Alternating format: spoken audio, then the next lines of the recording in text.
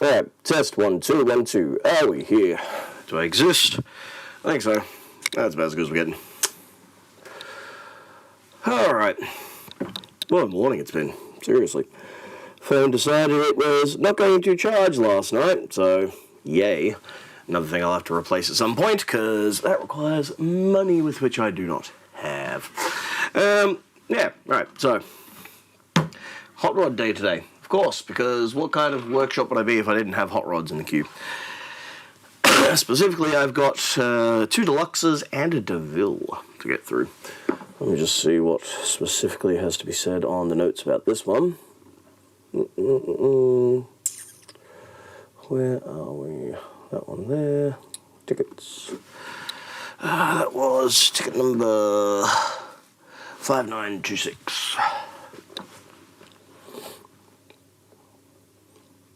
5926.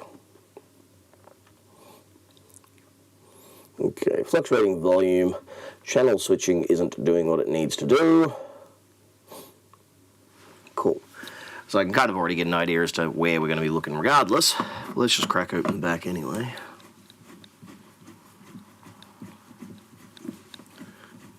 Most exciting view ever working on these things, looking at the top of the panel. I'll zoom in out a bit more. There we go. Rearranged my bench and reorganised it and all the rest of that, so things should be a little easier to work with now. Also means that everything's a little off centre because I got to move the camera over that way more. I'll get around to that at some point. I got other things to deal with in the meantime.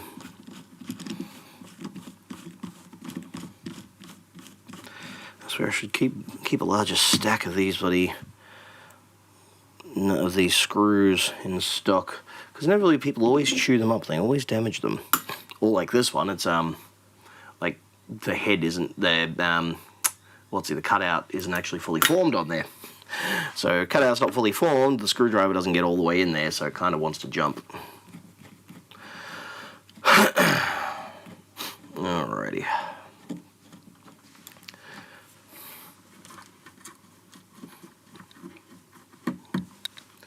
That goes there, that goes there.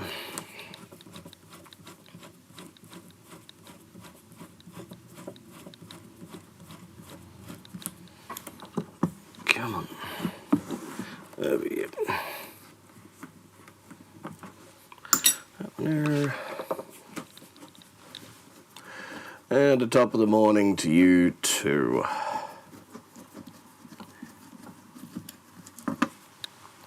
My morning started off when I woke up going, I feel good, I feel rested. And then I'm like, oh, if I woke up and I feel good and rested and I haven't heard my phone, then that means I've obviously slept in. Rolled over, checked my phone, sure enough, yep, no power, no nothing. It was plugged in, but it just didn't want to charge, so had to try and do a force reboot on it, and didn't want to play, so that was fun. Okie dokie. Just tighten those screws down on the side quickly.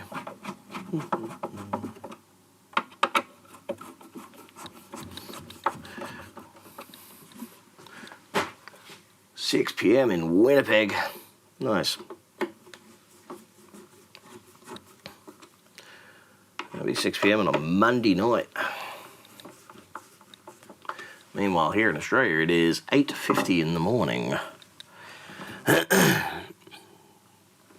Alrighty.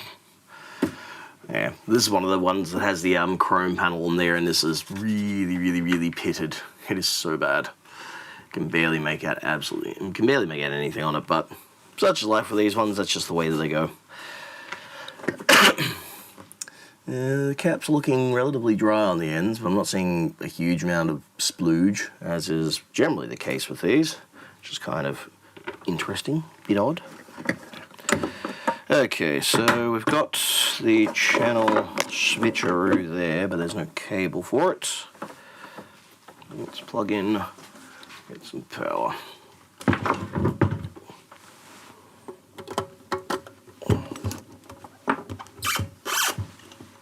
240 on we go. Ka-dunk.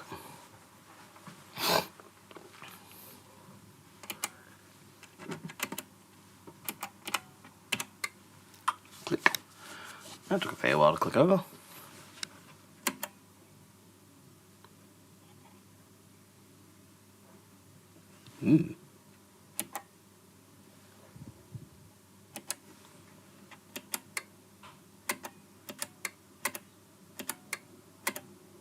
Okay, it's clicking now. Weird. Weird indeed. Okay, now I should have a balanced cable here. Where is it? Nope. That's XLR, that's XLR. That's balanced to mono. Do I not have a balanced cable? That's bloody annoying. I'll have one in the box down here then. Still nothing if not entirely organised as always. Big old spaghetti monster of wiring and mess. I can't remember if this one was balanced or not. Let's find out. And a hello to you. Am I well? That's a different question entirely. Okay, TRS. Okay, jack 1's fine, jack 2's fine. Cool. Excellent. Alright, so I've got TRS there. Cable's working. Cable tester's always worth it. Always keep one on hand. Okie dokie. Now, where's the switch on these mofos again? Foot switch. There we go. Well, that was a bit weird.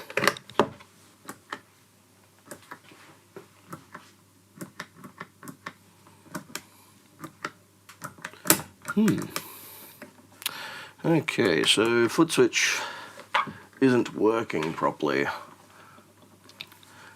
So if I plonk the switch up top there, right? Got channel select and drive and more drive. So it's switching between the channels. It's fine. But the drive, more drive function is not working. Let's just see if maybe that's got something to do with it going a bit balked in the supply. No. Nothing. Yeah, no. Pull it out. Oh, come on. Oh, God.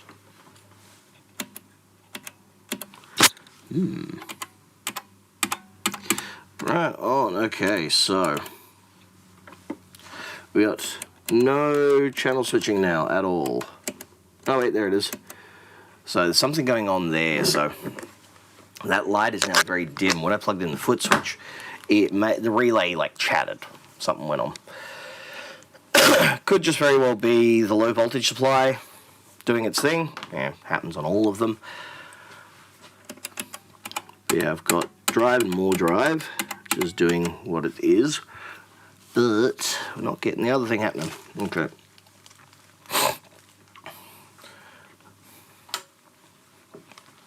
So he wants the amp overhauled anyway, so I'm going to make the upgrades and improvements and all that kind of jazz. So we'll get that done, because that may very well resolve that issue anyway, and then I can sort of troubleshoot it. So a bit more of a risky way of doing it, but you know, past experience has led me to believe that that is going to be the most likely result. Alright, let's drain some caps first. So I prefer not to get zappity zapped. It's an unpleasant experience. I do not enjoy it. Drain, drain, drain, drain, drain. Rock and roll. So yeah, so I got a couple of these on the bench today. Got this one, another one which the dude wants to consign it. And I have one that is 410 Deville, which has come from the Museum of Modern Art, of all things, I believe. Because they do some live music and stuff there. But they haven't done it in a while, so they're looking to get their equipment overhauled and such so they can get ready for it. pretty neat.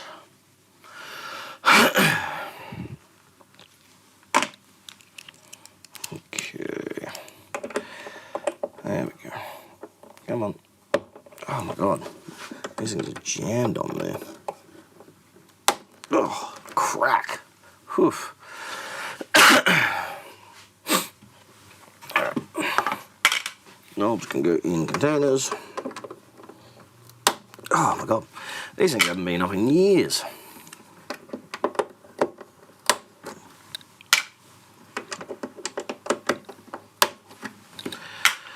That one there, that one there, that one there.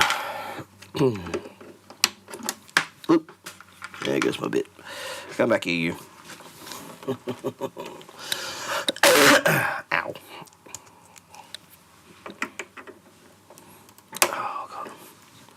That goes there, and then that one goes... Oh, there. Crack. Now, where did I put the... There we go. Nope, next size down. Should be this size. Yep. Correct them under. Ow! How sharp.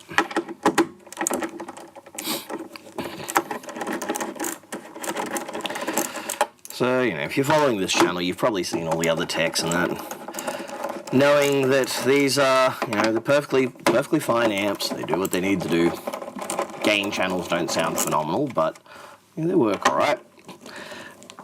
But they've got... Yeah, they got issues just from when they were designed. Bread and butter repair for any tech is being able to tear one of these down in a timely manner and solve what the problem is. There's so many of them that have been repaired that you can Google almost any problem with them, and someone will have a thread online about, oh, I fixed this, oh, I did that. Even the weird stuff, they've managed to do it.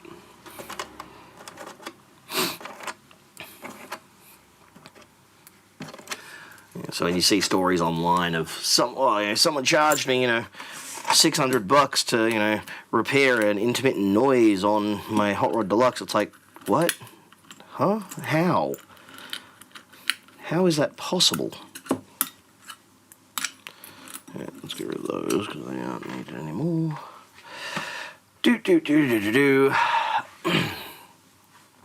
got those big mamma jammas to deal with.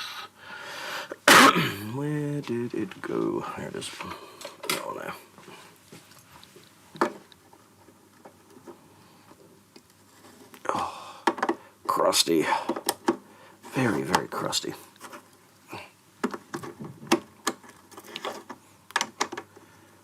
It's as bad as anything that'd be stored where I live.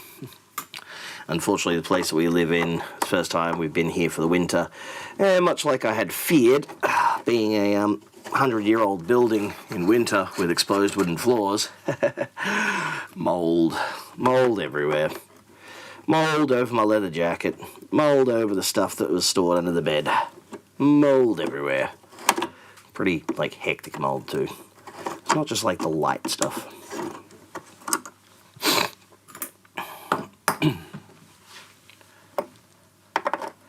And I get the privilege of paying $600 a week for that place. $600 dues for a one-bedroom shoebox. There we go.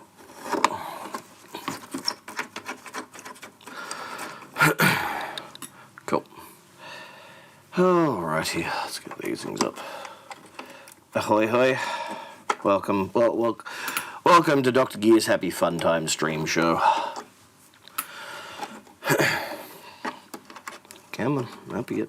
I think. Ugh. My hand's gonna feel terrible after this. Rust everywhere. There is a way you can kind of deal with it, make it look a little bit less, rusty and corroded.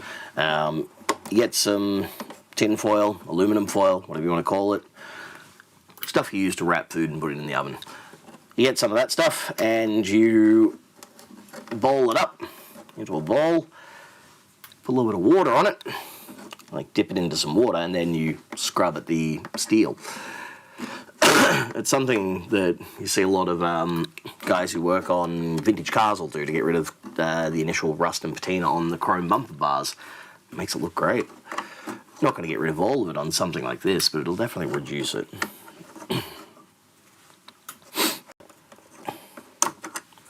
Alrighty.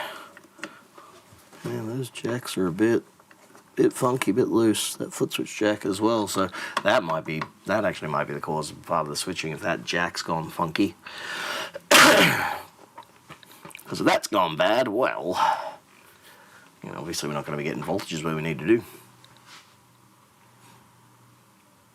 The P45 at auction went for 211. So in Australia, that'd be like 320, 330.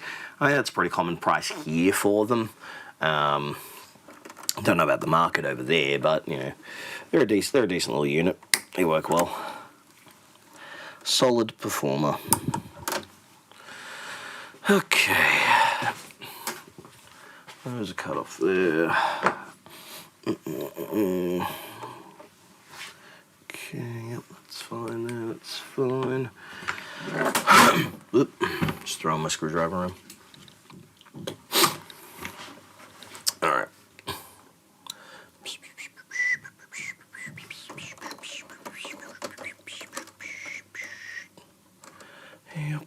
Yep.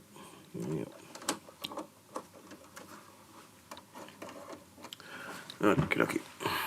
There's my phone, there it is. Now it's deciding that it's going to want to work now. Stupid bloody thing.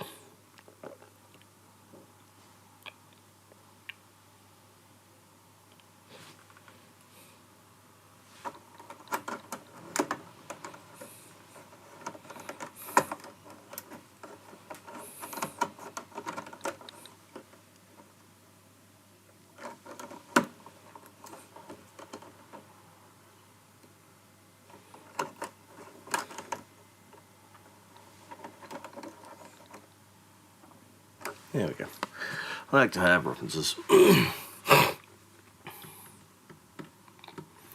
Yeah, you know, getting a new one, if that's the price they're asking for, would be better bet. I know in Australia the warranty on them is 5 years, so that's one of the reasons why I quite like them. 5-year warranty, well made. You know, parts are available for many years. Many years.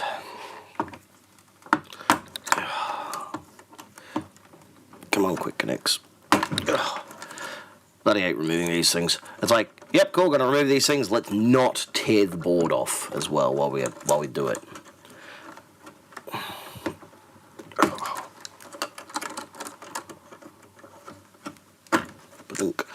Some of them come off fine, but then others like, nah.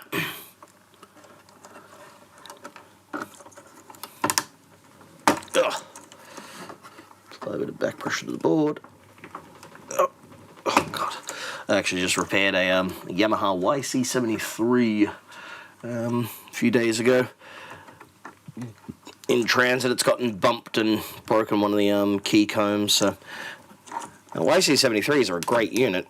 However, the repairs are a bit on the sort of more expensive side because in order to make them, you know, reliable for travel and whatnot, and touring and shit, they've got a lot of stiffening on that key action. So because of that stiffening that's on the key action, come on, there we go. You end up with a lot of extra screws and shit on there. All those screws mean that it takes a lot longer to get inside of there. So on something like a P125 might only take me an hour top to bottom. On the YC73 it's more like an hour and a half to almost 2 hours because the whole thing has to be disassembled to get it all out. But you know, such is life. Good stuff is good stuff. Oh, ow. Bloody hell. Come on. Ah, right in the wrist. Ow.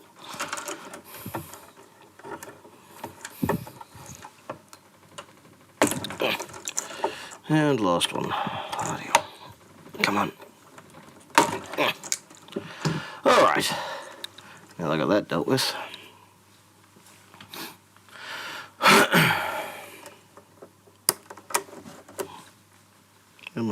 There it is. Bin's over there. Alright, switch is there. Let's disconnect those from the switch. Come on. Come on. Oh, there we go. That one there and that one there. Cool. Alright, board is disconnected enough now. I should be able to get it out without having to mess around too much. Because this is an old US made one, isn't it? Is it? Yep. Old US ones. The old US ones are a little harder to pull apart just because of how they, you know, how much leads and that they leave in there, and short cabling and such.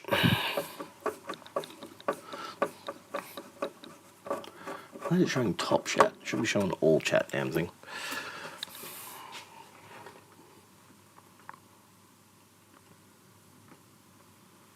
Why is it doing that? Yes, live chat, there we go. Hey Lou, how are you? Any critters in there? Nah. Yeah, a couple of dust bunnies. That's about it. Thankfully, this one isn't in like the worst state when it comes to that. I don't think of anything recently that's had a huge amount of bugs or anything else in it. Been lucky. There was that guy who like came in with the Korg, and he's like, oh, just a couple of buttons on the top just don't work, and right, you know, it's easy to fix, just need to sort those buttons out. I'm like, why? Oh, yeah, I think a cat might have peed on it. Okay, so cat pee is very, very, very dangerous to copper traces. So even if you get a little bit on the board, it can cause cancer to spread under the solder mask and go through the traces. So it's probably not going to be just those buttons need replacing. I have to look at it, pull the whole thing apart, and you know, explain the process. This is how much it is. And I'm hesitant anyway because I've got cats. Cat piss stinks. It's a nightmare. Thankfully, my cats are really, really good with that and never really had any issues. My ex's cat's a different scenario. So I said, oh no, it's fine. You know, he brings it in, right? And I'm like halfway down the shop. So we're talking like 6 or 7 meters. He brings it in, he just gets it in through the front door, and from back there, I can smell it. It is that bad. I'm like, whoa, okay, yeah, no, you said there was cat pee. That is a lot. So, oh, no, I can't smell it. I've got no sense of smell. It's like, well, yeah, that's obvious. That's, wow. So, yeah, and I said to him, look, with that much there and how strong that is, I'm going to decline the repair. I'm sorry, that's a health hazard. That's a safety issue, man. And he got pissed at me. He was not happy at all. But yeah, I'm sorry. I'm not going to work on something that's been soaked in a bunch of cat piss. That shit's nasty. So yeah, some people, they get mad. They don't like it.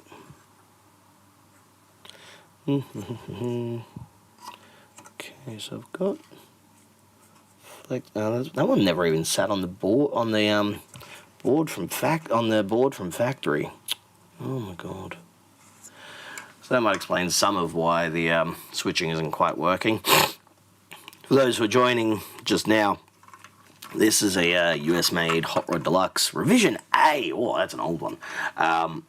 He said that there's issues with volume intermittency, cutting in and out, and that he,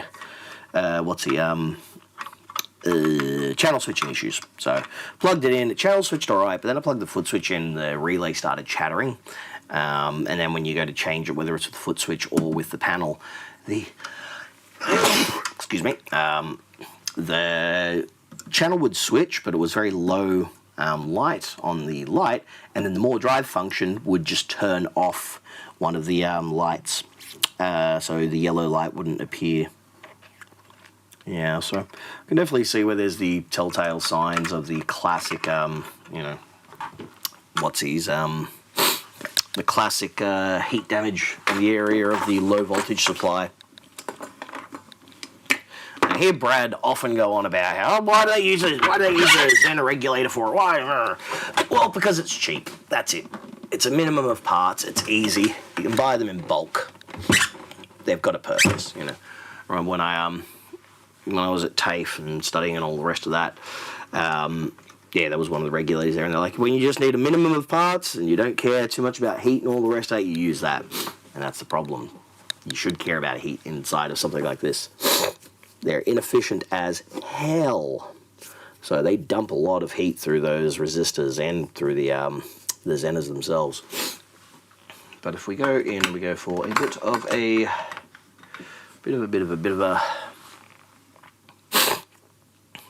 you're gonna connect this time. Come on, switch over. We'll zoom in with this in a moment. There we go.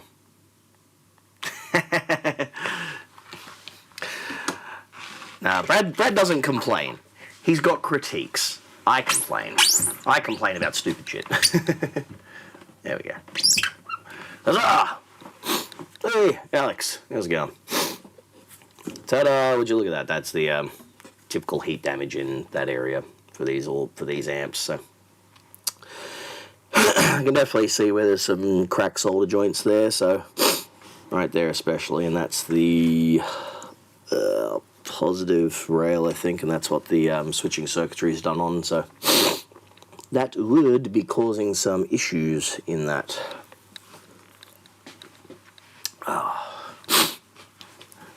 Serviced by BJ Amplifiers up in Queensland. Fair enough. Why on earth is there a massive gash along the PCB? Like, it's a bit massive scratch. It goes from like one side over to the other almost.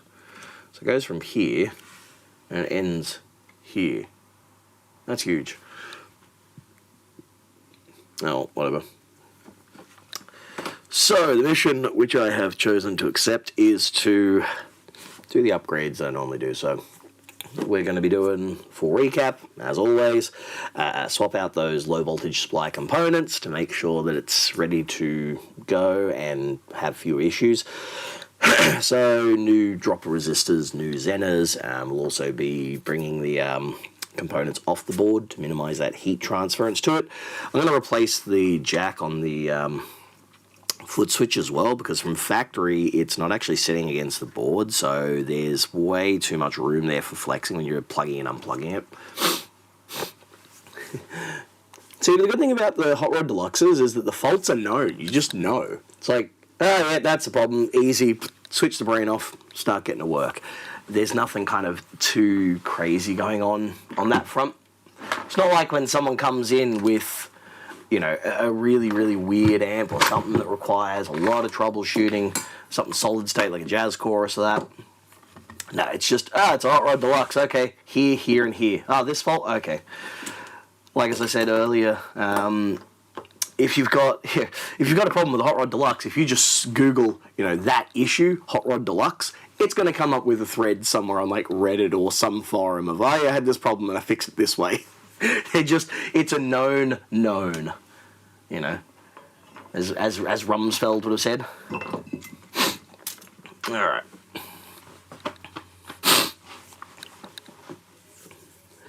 So let us round up the parts that are necessary. So 22s and 50s. Well, 22s and 47s. E6 standard series, that thing.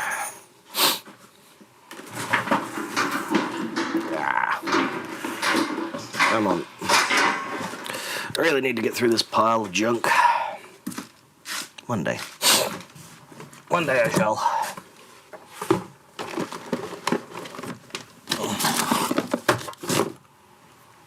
Okay. Stack of Yamaha PCBs.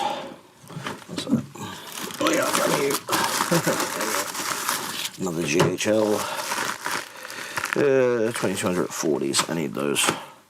That's for the feeder. Okay.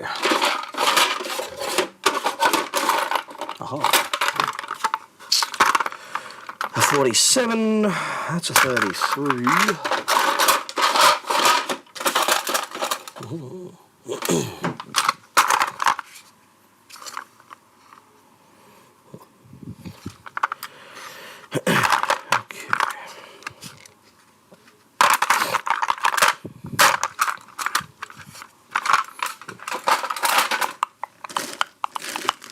These ones, there we go.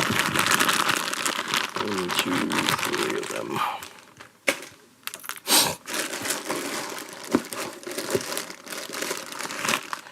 Cool. Alright. Stay.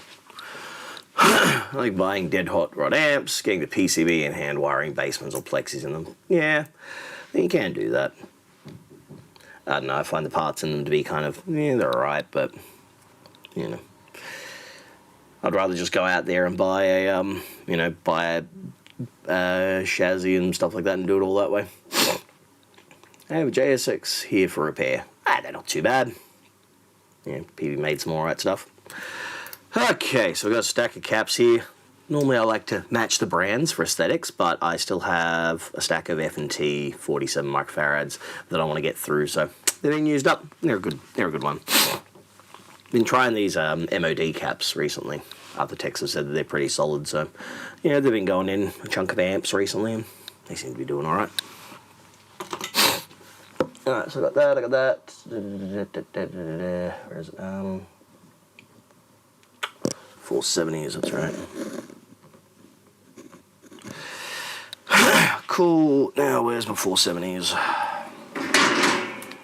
In the massive stack of things here, undoubtedly. I did buy a big stack of them somewhere. I don't know where I put them. Okay, those 390. No.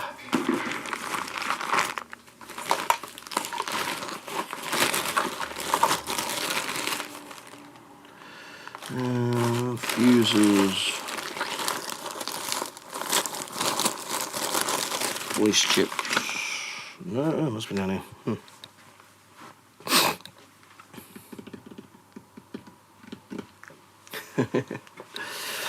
Right.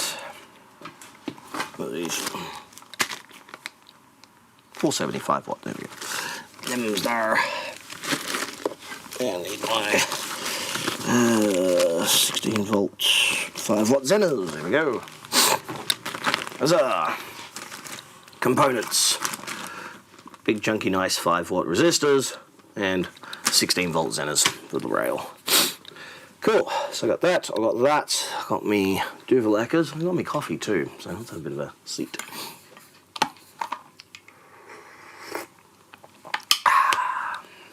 Good stuff. Cool. Alrighty then, let's get started. Let's cover up the speaker just to make sure that no solder or anything gets into it accidentally. Alright, desolder gun on as well. That can slide up out of the way. Different Alex, I can assure you. I don't know, maybe he splits his time between, you know, here and back then it would have been the Corona factory.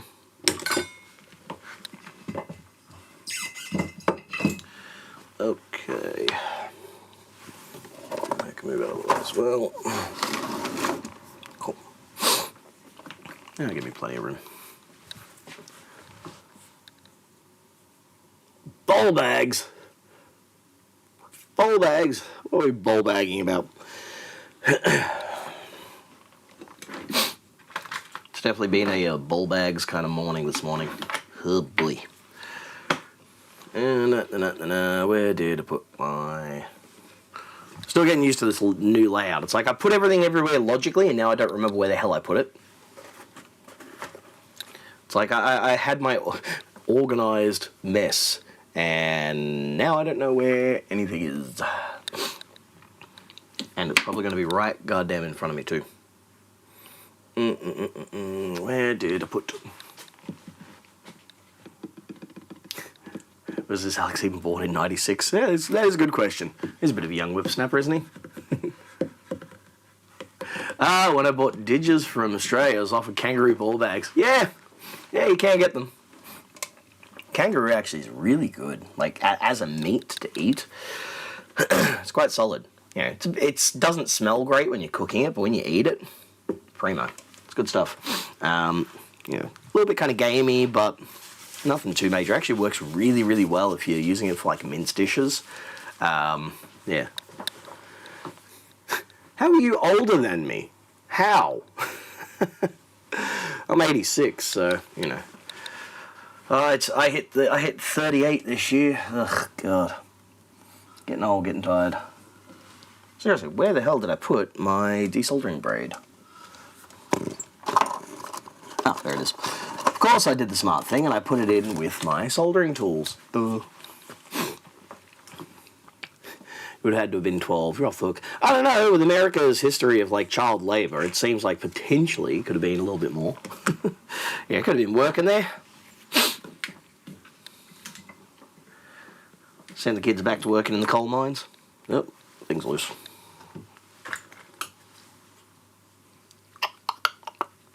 $65, my word.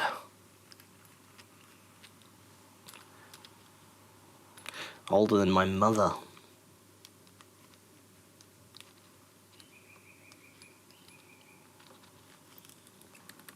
I was like, why isn't it heating right? That would be why, if there's not enough contact there. Boo. There we go. Point over towards that way a bit. Let's zoom it out a bit. There we go. Yeah.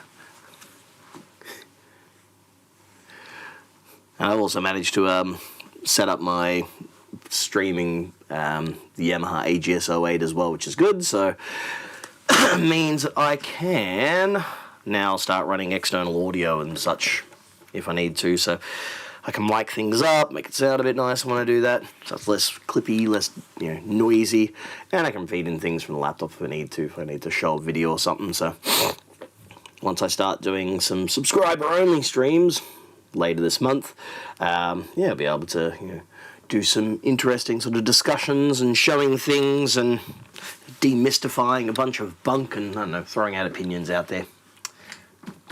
Because why not? Okay. Anyway, brain work. Let's do this properly, thank you. Vakey, vakey. Let's cut us some legs off first. Damn things. How delicate these boards are. Don't want to mess it around too much. Come on.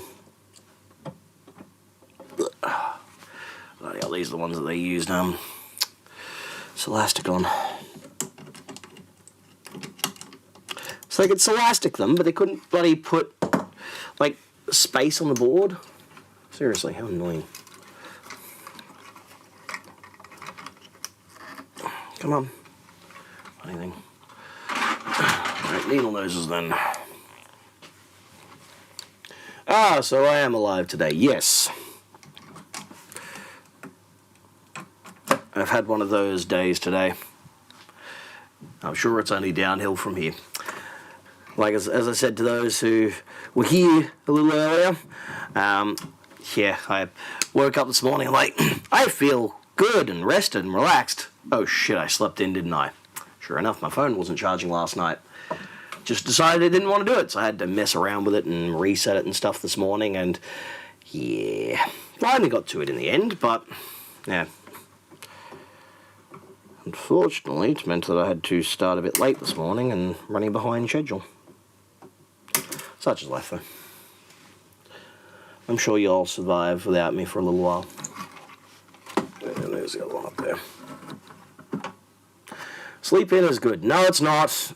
Not when I have so many things to do and so little money with which to be able to claim that I can rest. Lots of bills piling up. Lots of things need paying for. Oh, God. And long weekends are never good for business. Never good at all. Sleeping into Brad is 5 a.m. Yeah, that's about right. Okay. Just quickly heat these joints up a bit. Crispy.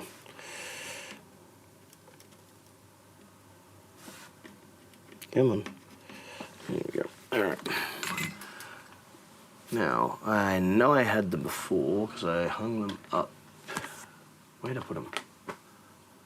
Damn it, where'd I put them? Pull your mic gain back about 6 dB.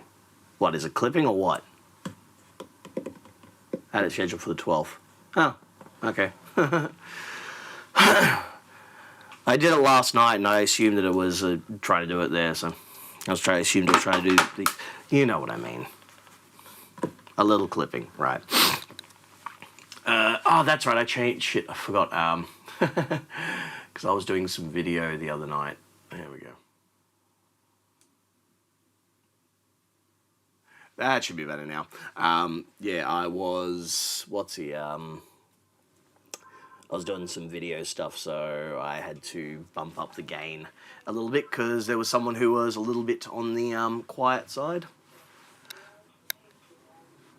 Oh no, sorry. Actually, I was yesterday. I was trying to test the. I was testing the stream of one of the inputs desks on there to see if the receiver could plug into that input, but it does not have it does not output to line level. So I'm gonna have to use channel 1, which messes with my plans for auto ducking. But you know, such life. I'm sure I can configure it up in a matrix or something. Now, there they are. I found my favorite tweezers. Like a duckbill flat end. Need to clean them though. They're a little gungy. A little nasty. Give them a quick clean. I woke up soaked with sweat around 1 a.m. and took 3 to 4 hours to get back to sleep. Huh. I don't know, man. Maybe you had one of those Dan Aykroyd ghost sex moments. Because apparently it's the 40th anniversary of Ghostbusters too, so, you know, there you go.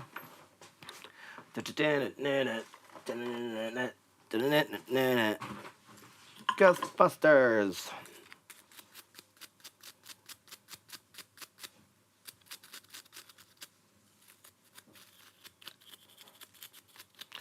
Keep going, you nasty old flux and shit on here.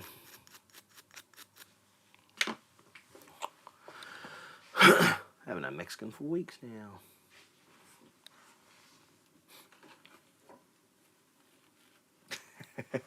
Lack of Mexican food. Yeah, that would do that. But then again, we're in Australia, so Mexican food is like a non-existent thing here. Not the real stuff, anyway. Which sucks, because it's so good. Ah, oh, seriously, it's amazing. Love that stuff.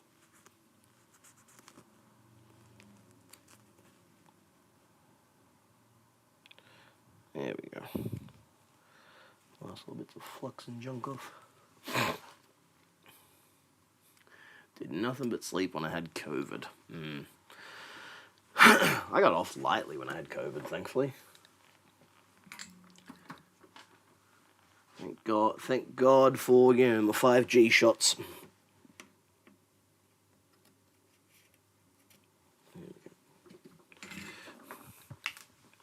One.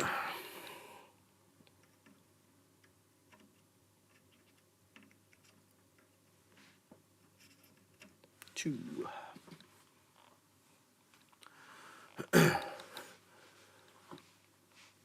Dos Senoritas at Gladesville. Yeah, see, I like the food truck ones.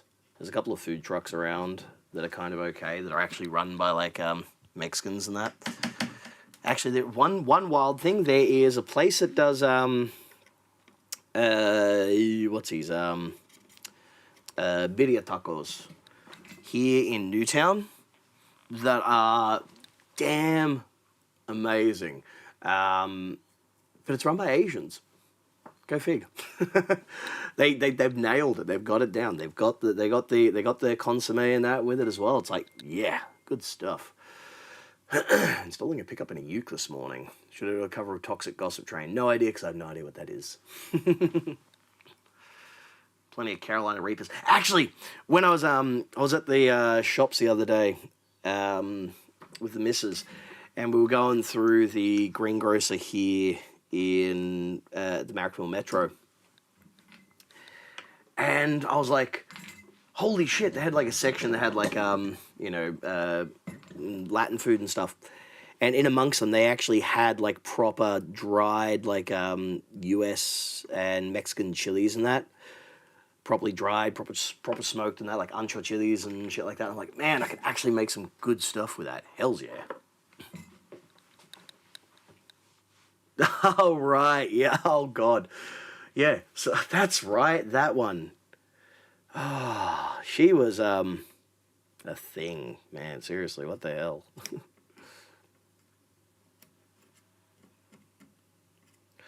Right, you can go back out that way then. Go on.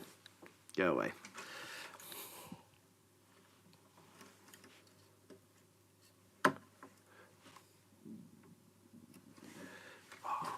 Yeah, I did a pick up install a couple of months back on a Tanglewood baritone uke that I sold to someone. Put a Fishman matrix in there. Good little pickup setup. God damn it. Drop my tweezers in the bin. How are you?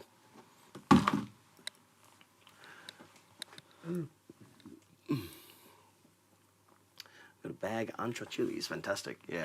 Well, they had that. They had proper like chipotles. They had some serranos as well. They had, you know, it was just like a stack of good quality, you know, chilies ready to rock.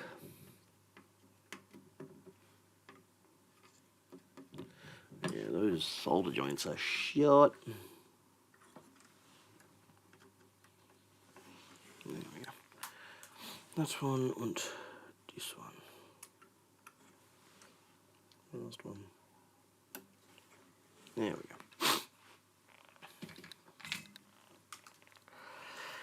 go. Okay, so that's low voltage supply cleared out.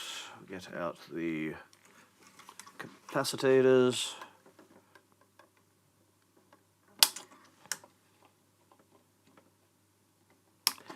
This is from the period right before they decided to cheap out on the absolute cheapest caps that they could. Go away, reverb line. You're getting the New South Wales rain right now. Now you know how it feels. Isn't Melbourne like the city of rain? You know, it's like constantly raining down there. Yesterday when I was in the shop, clearing out stuff and organising my bench and doing all those kinds of things. Ow. This dude was like knocking on the door and he's like, he really wanted in, like, oh, fine, whatever. He was looking at some of the synths in the window, so he came in and checked out some stuff. They did buy something, thankfully, so he bought a pedal, so that was money that I didn't have. But yeah, it was, what was I saying? He was here from Britain and all the rest of that, and he's like, yeah, there's like no techs or anything over where we are in England. I'm like, huh, maybe I could just move there. Don't shock yourself on stream like I did on Saturday. Oh, so did you, was it just a like, oops, I forgot to discharge a cap type one, or was it, oh, I forgot it was plugged in and running on mains type?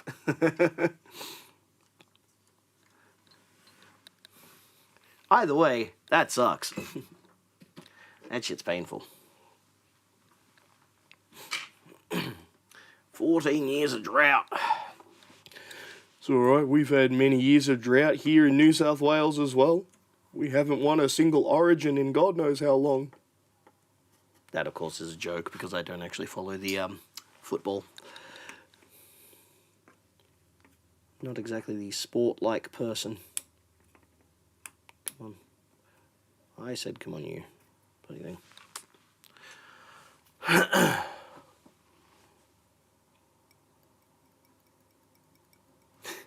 No, he was like, he had a studio and all the rest of it. Real cool dude, actually. Yeah, hell of a player. He bought a chorus pedal from me for use on the roads and stuff like that, and wants me to track down some like more vintage gear for him that he's looking for, like vocoders and stuff like that. So I'm like, yeah, all right, cool.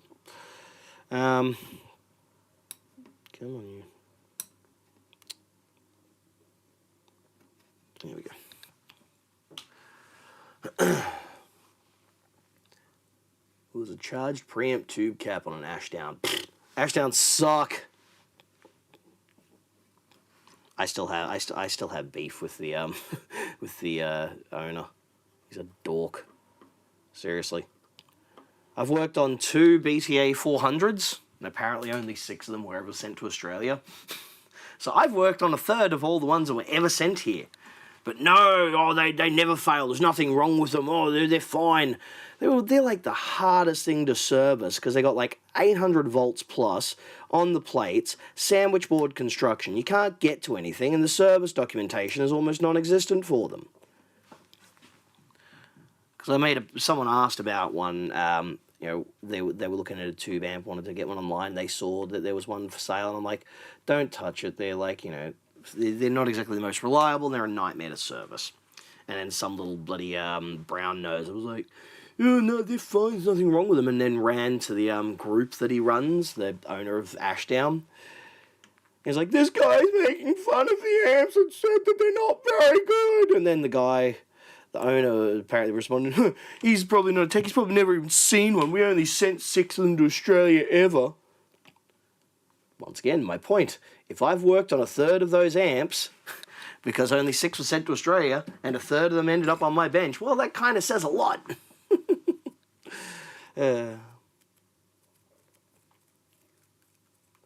Yes, Ashdown are pretty bad. Here for the cooked PCBs, yes. So this is the cooked PCB in this section. Now, that little electric between the 2 giant heat sinks always roasts.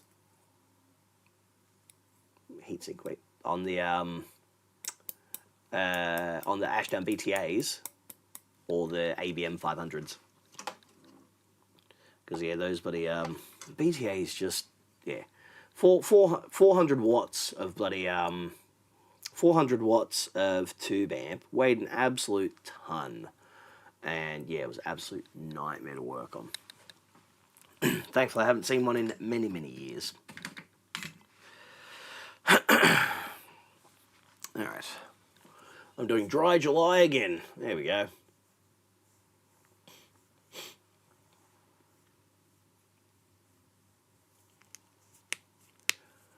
But yes, go on guys, go follow the link, torture Brad over the month so we can drink some stuff. Actually, we need to meet up and we need to do a video because I have something for you for dry July. Yeah. Also, if you're on the stream and you haven't already, hit the like button because, you know, why not? Got 17 viewers and 5 likes. I am disappointed in the same way that my parents would be disappointed in me if I spoke to them. Let us remove a bunch of solder. Commercial PCBs aren't real PCBs. They're related closer to bathtub etching. What? Well, I mean, it depends on what PCB it is in specific. You know. The ones where they want to make every single cent that they can on a product, oh yeah. Yeah, they're basically just using bloody, you know, the equivalent of tissue paper for traces. They'll lift up if you just look at them the wrong way. Which I think there might be 1 or 2 lifted up on this, which would be a pain in the butt.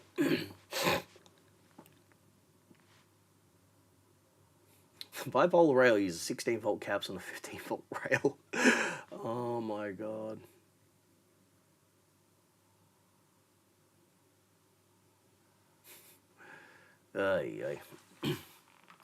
That's what I don't understand, right? Some companies, they run things like just right to such a limit where it's like you can't honestly be making that many products wherein an extra like 30 cents on the bomb will end up like tanking the company. We're not talking like, you know, the Ford Pinto with their exploding fuel tanks where they made the determination that they would spend less by, you know, settling the lawsuits of those who died from fire than they would from replacing all of the tanks on the cars and recalling them. You know? And Ashdown, the input jack assembly just sort of fell apart. Yes. Things you can say about your significant other, but not your wife. But not your amp, sorry. Yes, my significant other and my wife. I have both. Alright, that's, come on. But yes, when it comes to doing these traces, I like to use the solder braid on them, just because it's a bit gentler on the pads that are this sort of thin and weak. Yeah, it's a heat sink, so it's pulling the what's away and sort of minimizing how much of it gets dumped into the traces. So it's heating the solder, heating the trace somewhat, but the vast majority of the heat is going into the solder wick. So for delicate pads like these, it's just a bit of a nicer idea. There we go. You know, through hole plated stuff, obviously, you go for the desoldering gun, because you need to heat it up through both sides to make sure that the solder actually makes it all the way through. My significant other is my amp. I'm a sad sack. Aww. You know, that's why you get into the blues, man. Your wife left you, you got nothing, but you got your guitar and your amp. Just don't pull stupid faces. Seriously, I cannot... I know I've made this rant previously, but dear Lord, white guy bluesman faces are the dumbest things on earth. It's like watching like an 80s porno and they're getting really, really into it. They're like that Jared James Nichols guy. It's like he's about ready to sneeze or come at the same time. You feel attacked. I don't know, I've not seen you pull like the crazy, ridiculous blues face type thing, you know. It's like those classic memes of the, guitarist holding slugs. Blues guys pulling their faces. Just, ugh. It's always white guys, too. White blues guys who care too much about their pedals and their bloody, like, you know, what amp they're running into rather than just actually sort of playing. Cool. Okie dokie. Cleared out all the old solder. Now I've got to get rid of old silicon.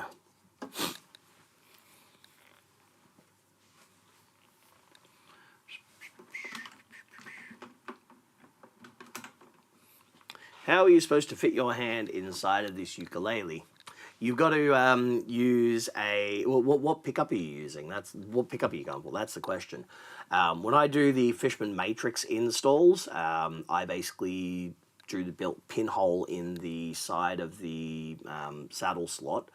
Then I run through a guitar string, tape it onto the piezo element, and then pull them up through that way. Because the Fishman ones are at end pin preamp, so the end pin preamp goes through there and you just finagle it all through. I mean, you should, if your fingers are long enough, be able to reach near where the bridge is, if it's like a bridge sensor or a pad sensor. Otherwise, get a stick, put something on the end of it, there you go. Like building a tiny clipper ship inside a bottle. Yes.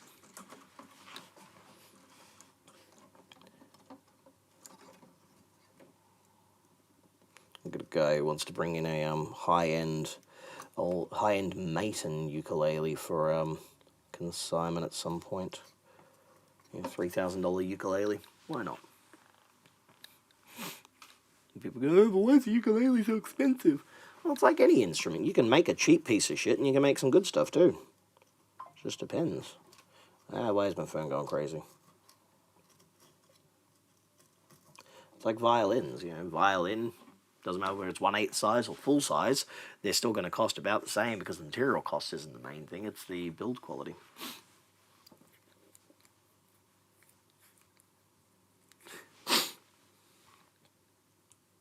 Got it. Dislocated your pinky. It's alright, the pinky's the useless finger. That's why I have this one with like the one nail on there so I can like, you know, scratch myself when I need to.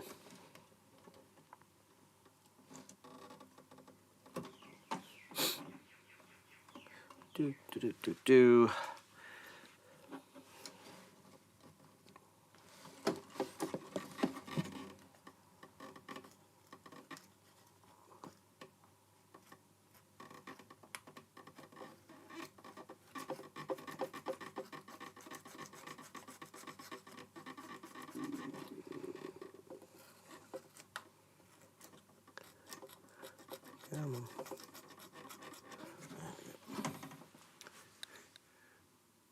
Dreadnought by deception. Little baby-sized one.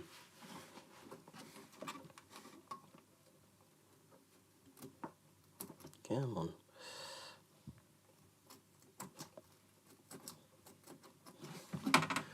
Ugh, gummy. Guitar in a bottle would be impressive. Hmm.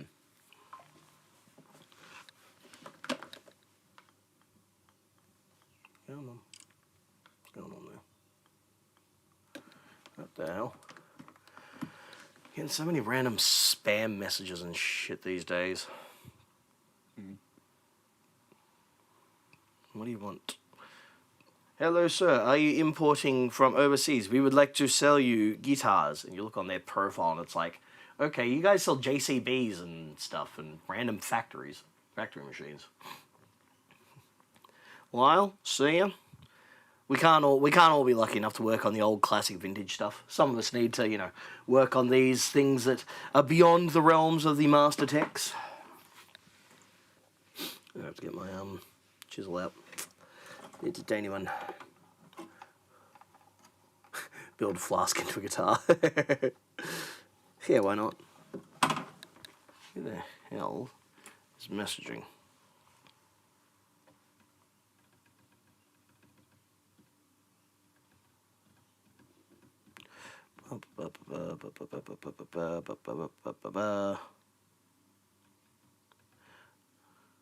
I have no idea who this person is. Why are they tagging me in their story on Instagram? What the hell?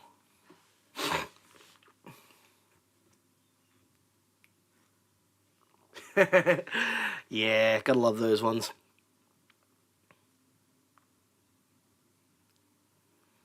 Who the hell is this person and why are they tagging me? Just got someone asking if I could modify a Fender Princeton foot switch to have 2 LEDs to tell what channel is on. What? Princeton only has 1 channel. Unless we're talking like one of their sort of solid state derivatives or something like that. Might be one of them. Still, that's a lot of work. Trying to make it so that it, like, you know, has an LED and switches and does all that kind of stuff when it doesn't have it normally.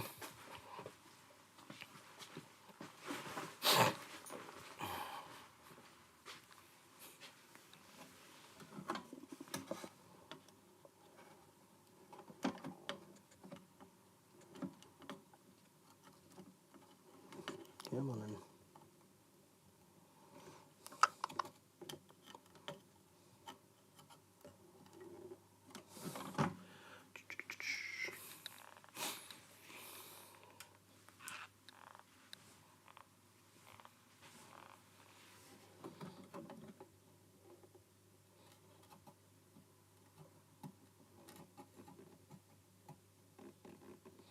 I hate the sound of scratching fiberglass. Awful, awful stuff.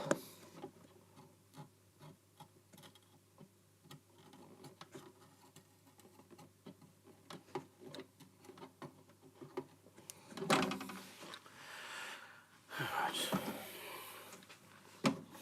Those bits down there.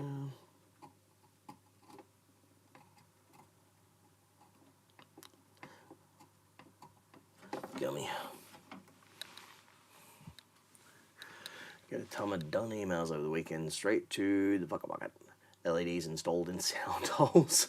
Microtonal frets, oh god no. Solid state amps, nope. No, see that's the thing, because you've said yes to so many things previously, now everyone's going to contact you about all kinds of stuff. Like, oh yeah, he did this for this person, he did that for that person, you know, he might do this weird thing for me. Nah. Not going to happen.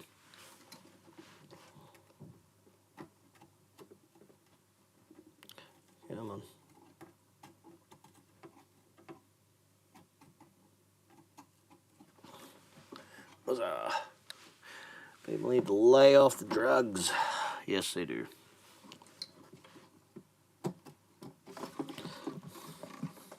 Some of the things people want are just like, you know, just ridiculous. It's like, just buy another product, buy another amp, or learn how to do it yourself. It's like there was someone in one of the groups the other night who basically wanted someone to go over with him and teach him like complete basic electronics from the start. It's like, dude, no one's going to like be your personal tutor for the grand cost of $0. That's not going to happen. Learn the basics. Go start studying simple electronics and take it from there.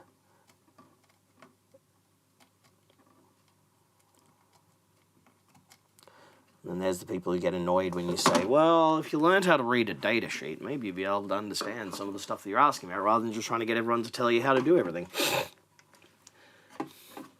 But no, but then I'm an asshole for saying that. How dare I say that?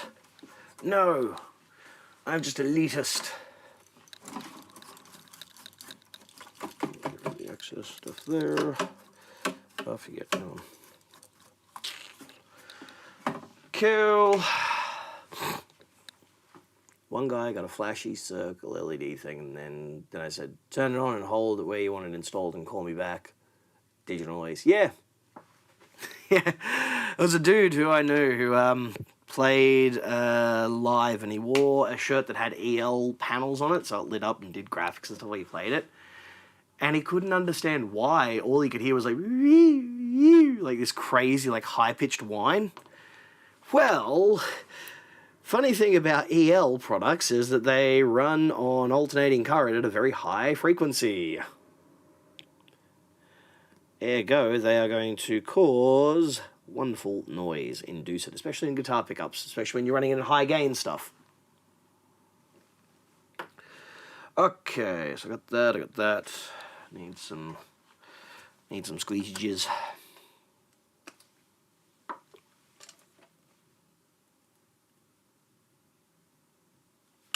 Go on out, you get. Replace this thing.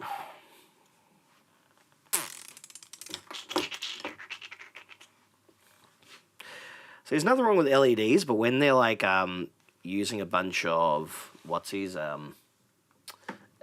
switch mode stuff to power it, that's when you start getting a bit problematic. You're wanting to change the duty cycle of the LED and make them brighter, make them less, and they're RGB assignable too. So lots of info there.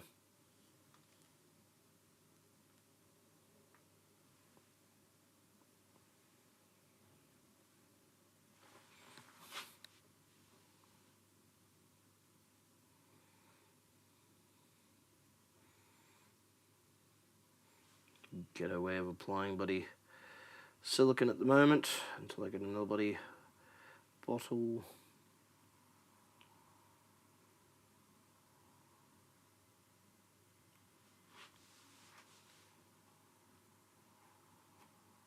Bloody hell.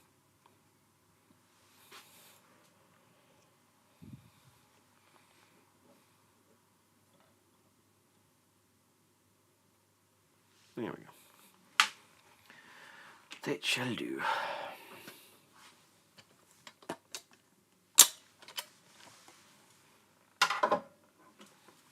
Let's get out of the way.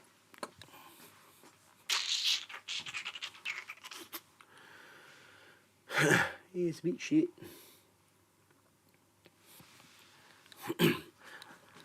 If ever I'm going to use like a switch mode supply or something for anything, I look at what modules synthesizers are using, because they inevitably always choose the ones that have the lowest noise and don't mess around with the audio, which is quite nice. Usually there's like a Meanwell one or something around that kind of works.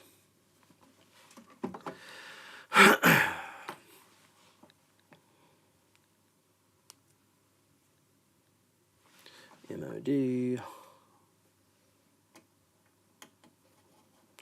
In and in. Bend the legs just slightly. Make sure the values are facing out so the next person When they see them, knows exactly what to put in there. I hate when people do it. It's like when you go to a shop and they got stuff in like the cabinets, but they hide the price tag and you can't see what's there. That annoys the crap out of me. It's like, why don't you just organize it so I can actually see what's on there, you know?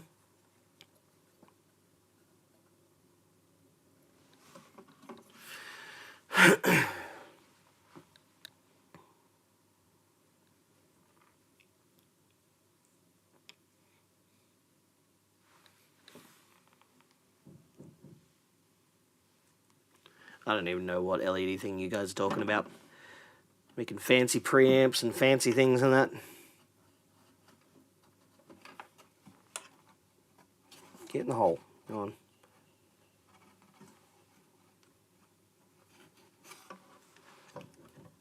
There we go. Cool. I don't have to get a 12 one for the Bogner sheet without any issues. Yeah, but that's because the Bogner's stupid. I mean, how the hell is that? How the hell are they selling amps or something? They don't even have like a functional website and shit. Nobody knows what's going on with them.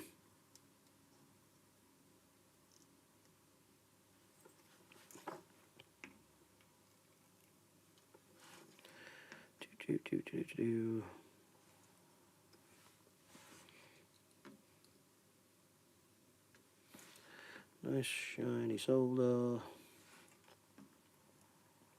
Like so.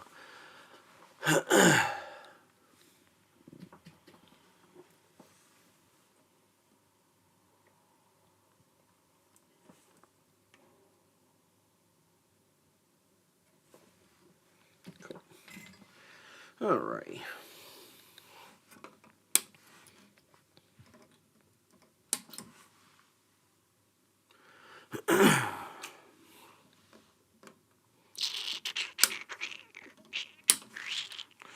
Alright, that one there, that one there, that one there, that one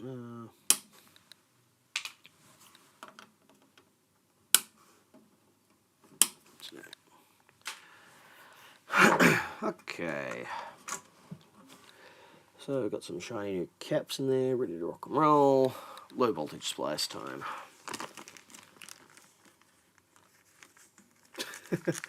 Mow the lawn in the dark. Why not just do it like earlier in the day then? Do it like a normal person. Do it in the morning.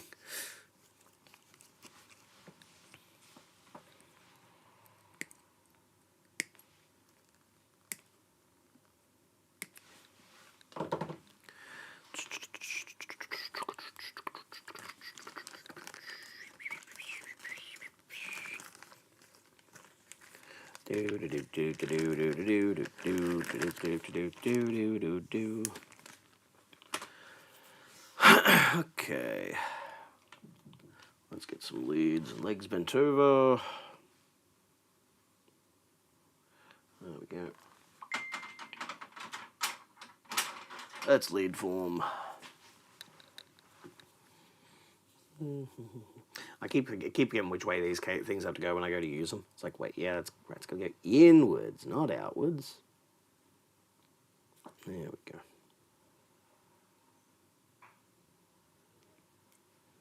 Cool. And I'll check it out on momentum.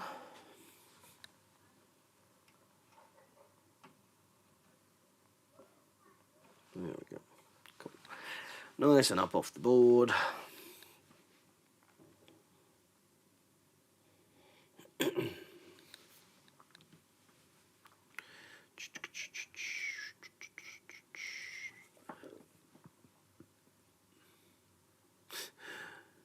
Cutting the hedge down back up. Because that's a from the neighbours or something, isn't it? Bloody annoying bastards. There we go. Nice. So they're off the board now with proper mechanical support.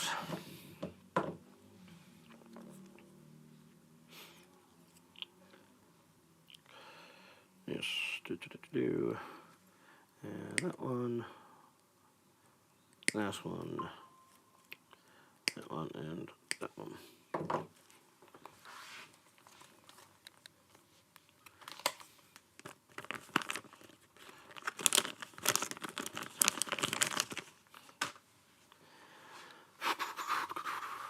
What is going on over here?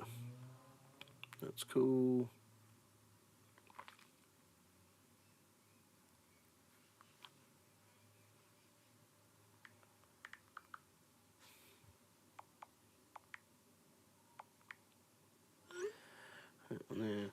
Let's see what this thing is you sent me.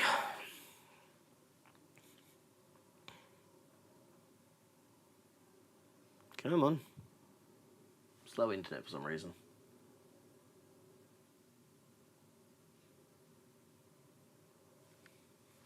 Oh, I can hang there for a minute. The neighbour's turntable in for repair, and as soon as he heard me cutting the hedge, he'd ask for a status update. What a pain in the ass.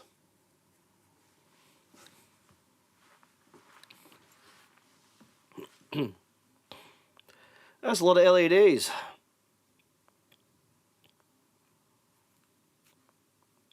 I mean, personally, I'd just go for linear on something like that. Nothing too crazy.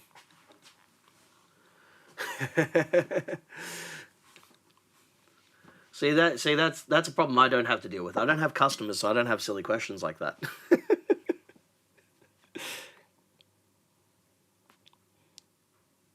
Actually, where's my lead forming tool? There'd you go. I know you're here somewhere.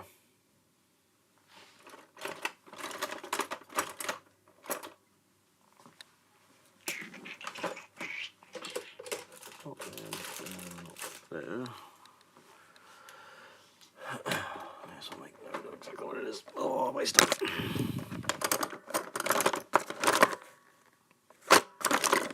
I have way too many red tools.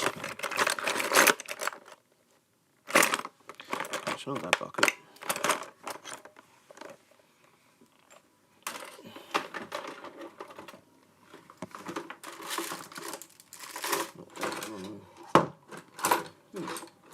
Where'd I put it? Inspired by Vivid in Sydney, yeah. Just watch out for the, potentially getting crushed to death thing. Still can't believe that happened. Like, just, my God, man. Okay, maybe I don't have it. Never mind then. It's gone somewhere.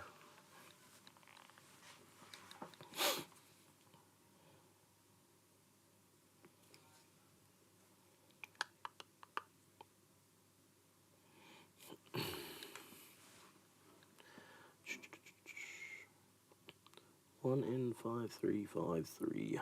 Yep. I just realised I haven't had breakfast this morning. Tends to happen when you wake up and panic and go, I've got to get out of the house quickly. Might do that after a little bit at some point. I need some kind of sustenance to get me through the day. Can't survive on nothing.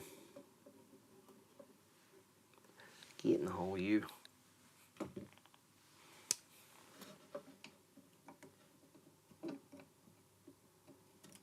There we go. That one there. Make sure it's pointing in the right direction. Plugging in, it's like, hey, why do I only have like one rail? Oh, that's why. Duh.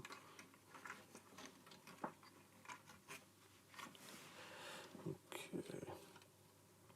Leg that way, leg that way. Leg that way, leg that way.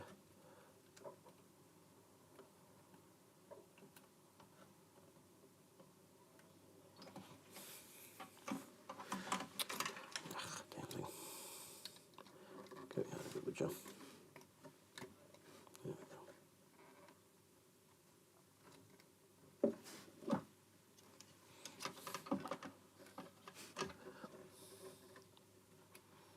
Come on.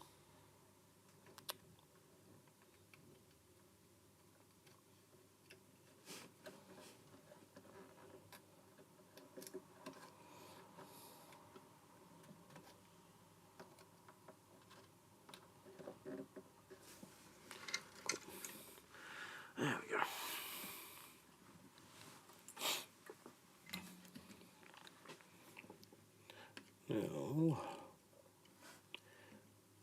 those all installed. They should be a lot more reliable now, because once we've got the crimps on the legs and formed those leads, they provide a little bit of downwards pressure on the board, so they're not just going to like push out the back half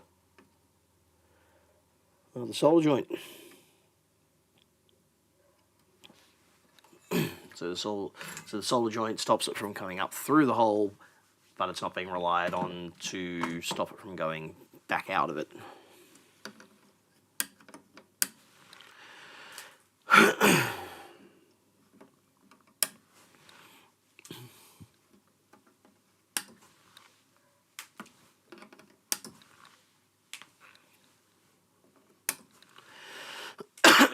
Ow.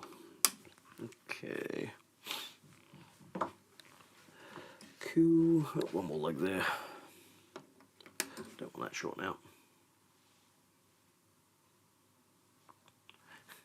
It won't blow out the back of the hull. Cool. Alright. Cool. That's doing what we need to do. Excellent. They're secured as well.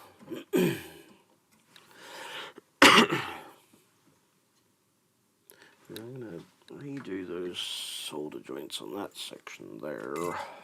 So that thing's not sitting all the way down.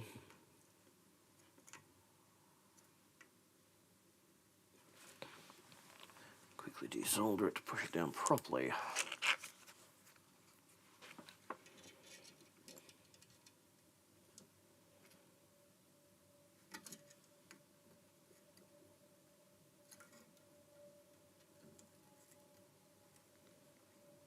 Come on, there we go.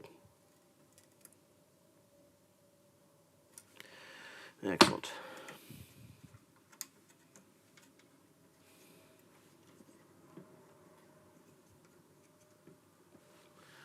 Okay,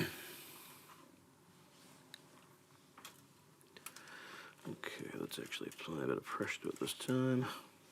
This goes in so it sits fully against the board.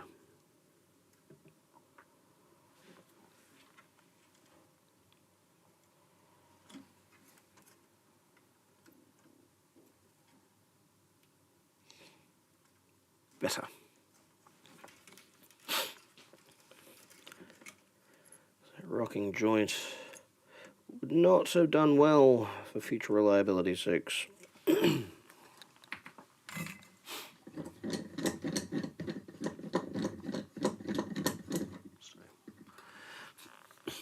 Still, I have no idea how the hell they managed to scratch this board up the way they did, from one side all the way to the other.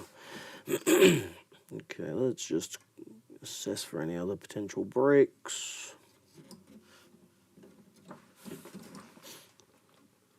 Looking alright there. Looking alright there.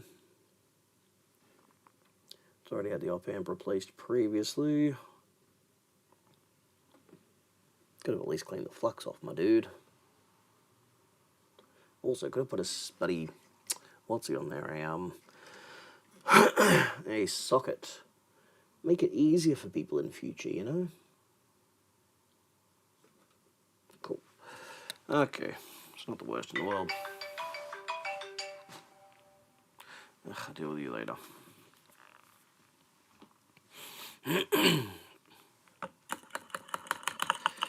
Okay, let's clear off some flux.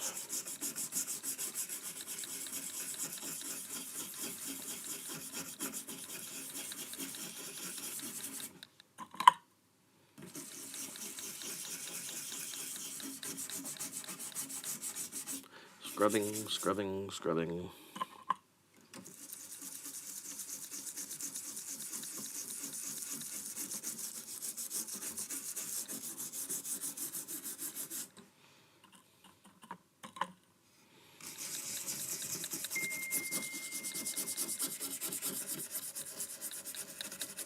Yeah, there's a lot of gunk on that one trace there. What on earth is that?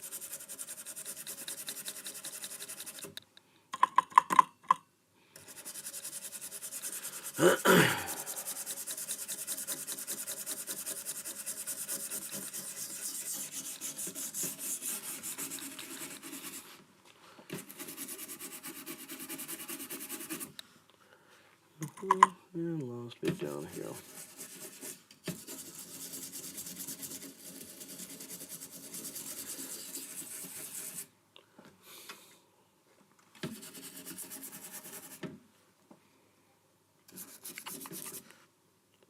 Cool. Good.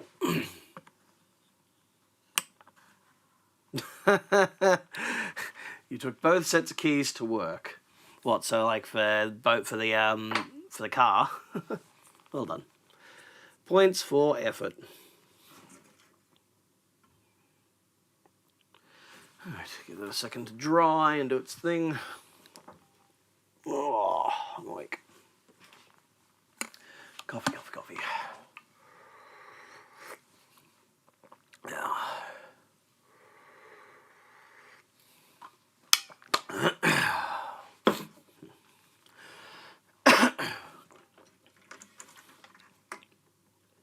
Looking good there, looking good. Excellent. Alright. Let's get this board back in.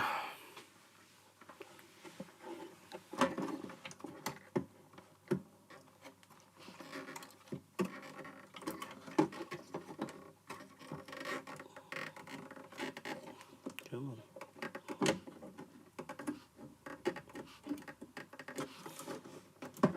There we go. We're in. In like fun.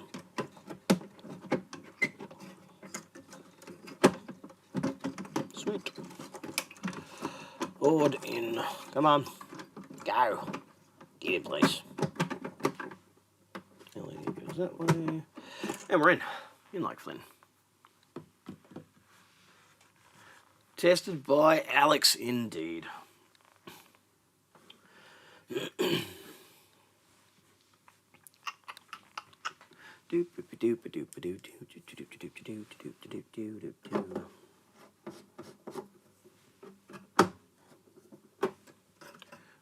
There, we go there.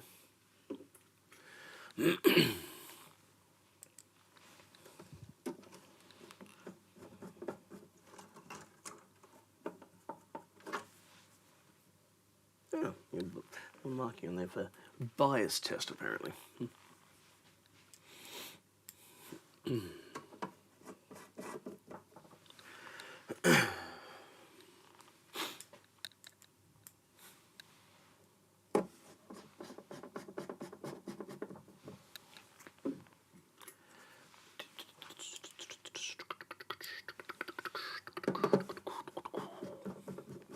Okay. One more screw all the way down here. There we go. I just noticed there was also writing on the board there. I don't know why. For some reason. Somebody's been writing on the board.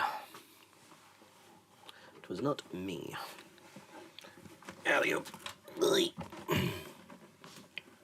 Yes, let's not have a random old Zenner that I cut out floating around. But let's give it a quick vacuum.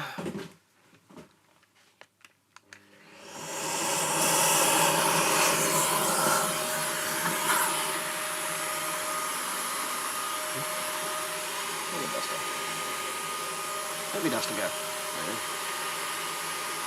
Cool.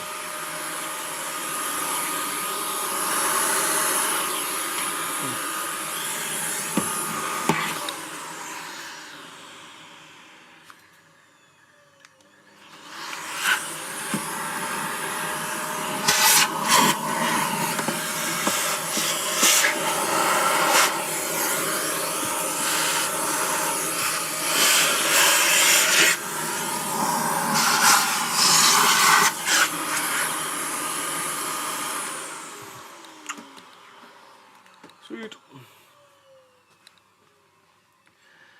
Alright, let's zoom this out a little bit. There we go. Okay. Reconnect ground connection.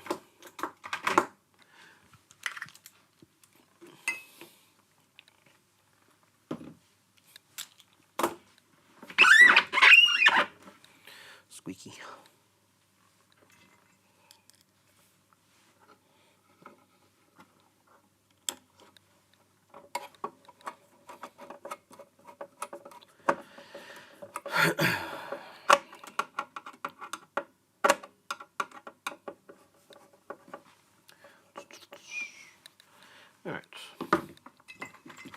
Board is now there.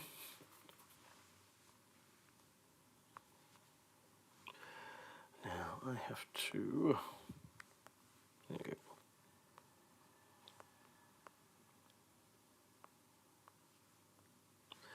Bring up all the little thingies for reference. Stay. One goes there. One goes there. Red connections go either side. That one there. That one there.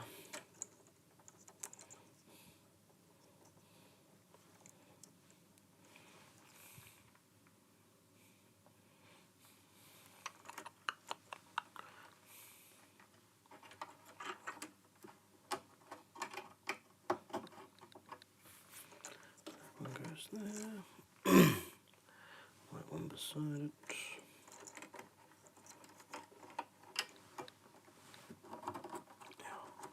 Come on, there we go.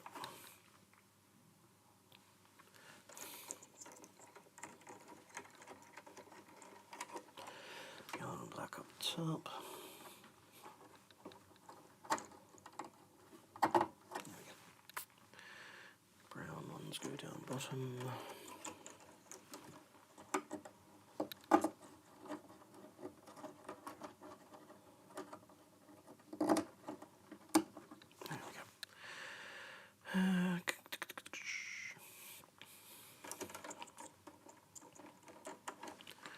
White and black and white.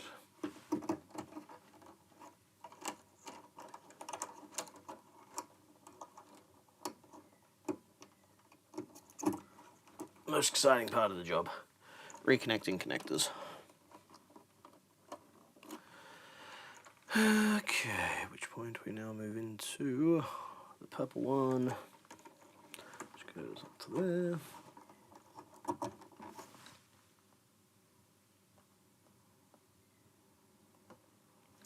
Black and red. Goes down to the bottom jumper here.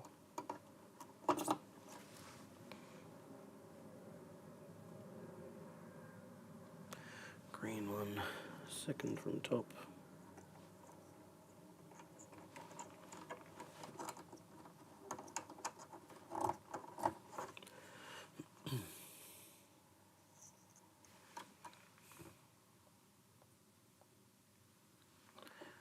This black one goes.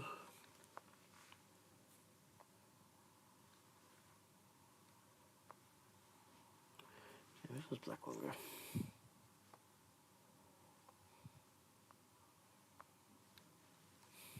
So active is going through that over to there, through the thermistor, in through the purple, right? So black from the transformer goes to P4. Okay, there we go. And then it goes through to the white of P2. There we go. That makes more sense now. Won't kill myself. Yay.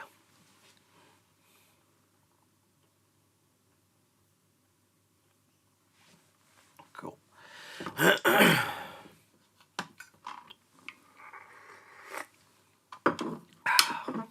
Excellent.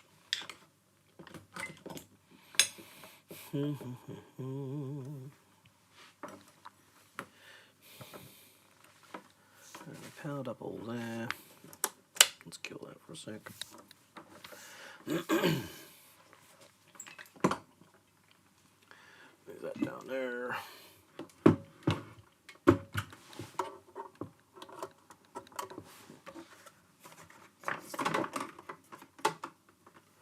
Now let's use my crappy semi-busted power meter to at least make sure there's no shorting going on.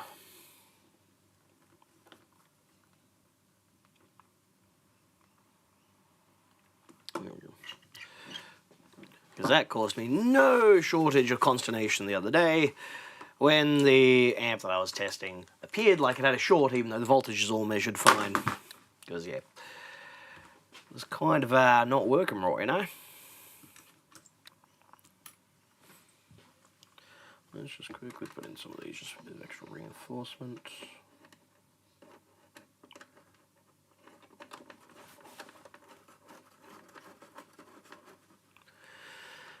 Okay, and over on that side.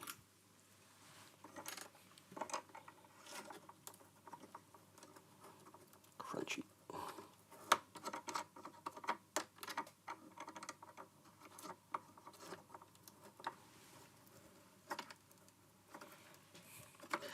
Come on, tighten down. There you go. And I lost it again. Oh, there it is.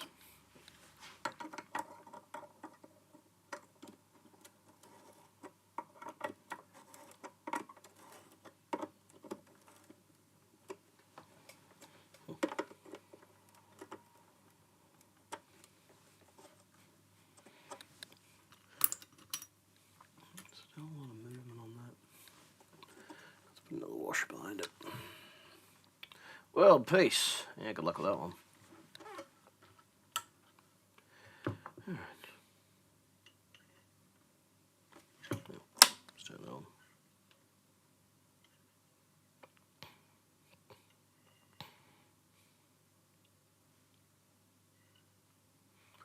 I'm not seeing anything going wild, which is good.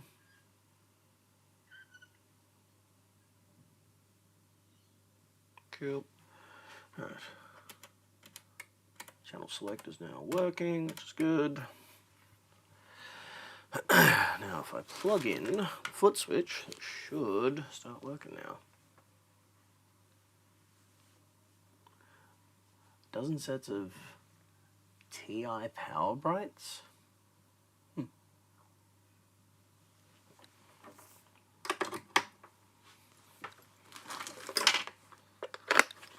Aha! Success. Channel switching is now happening. Who'd have thunk that just repairing the faults that happen with all of these, that we'd be able to make it actually work? Huzzah. Good stuff.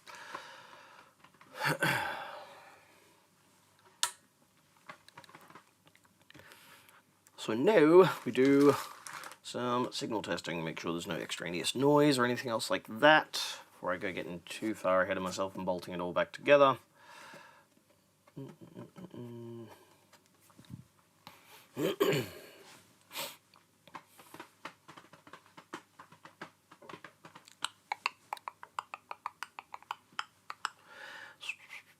Thank you, gentlemen. Stuff like this is easy. It's brain dead. I don't even have to think about it. It's like, oh yeah, there we go. That's this coming in. Cool. We all know what the problem is. It's always going to be the same normal thing. Low to treble, low to middle, a little bit of bass happening. Volume's fine. Ba-dunk. Power on.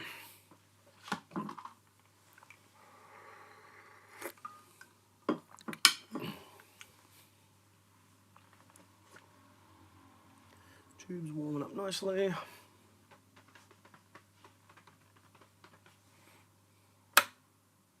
Ooh. Okie dokie, we had a flash there when standby was turned on. One second, gentlemen.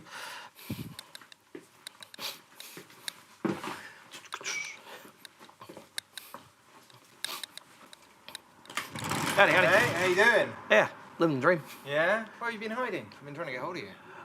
Honestly, I have... What is it? That many emails to get through. Okay. I'm trying to catch up on everything. I'm currently liaising with the company to get schematics because they're all tied up with the wind down of the company. Okay. That's the thing that's slowing everything down on that side. So. Yeah, okay. So that's... Okay, alright, so it's still worth leaving it with you? Because I just sort of do need it back at some point, that's all. Yeah, let's see. They should hopefully have something to me within the next week or two because they're just currently sorting through some of those stuff. They've been helping me with some troubleshooting in the meantime, though. So okay. It's got to go a little bit of progression, but not a huge amount. Okay, alright, yeah, keep me posted because I'm going away in about 2 weeks. Yep. So if you, and then I'll be away. So if you can kind of let me know before I go away, and Yep. then otherwise I'll look option B. So He's done. okay, sweet as. Is there a flute as well? Yes. I'll grab that from you. Cool. There we go. Thanks, mate. Appreciate that. He's done. Okay. All right, mate. Okay, well I'll wait to hear from you. So easy. All right, mate. Have a good one. You too.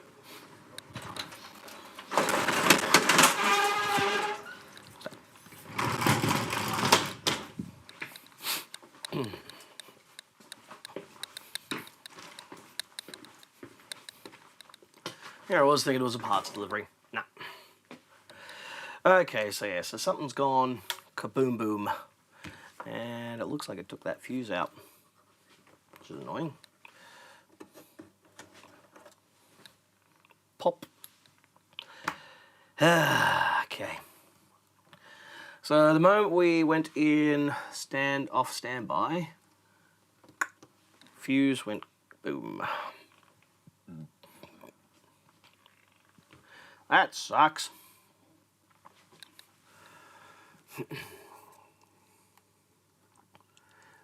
So potentially I did something wrong there. The question is what? What have I got here? 1.6 amp slow blow. 1.6 amp slow blow. Right. Fuse. Fast 1.6 amp. Oh yeah, that's what it is. Fast, yeah. Okay.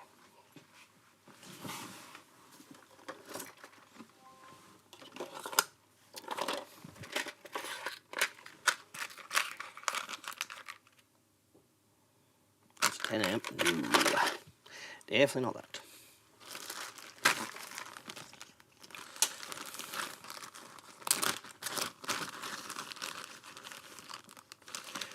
.315, 2 amp, 3.15,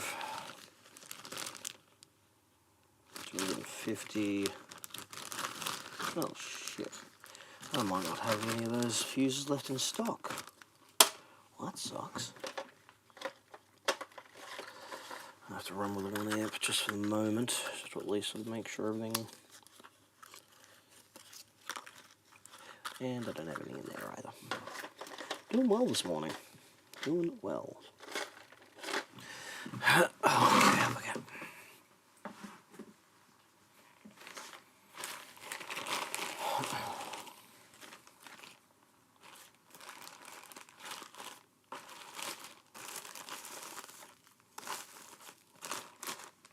Where'd those fuses go that I had?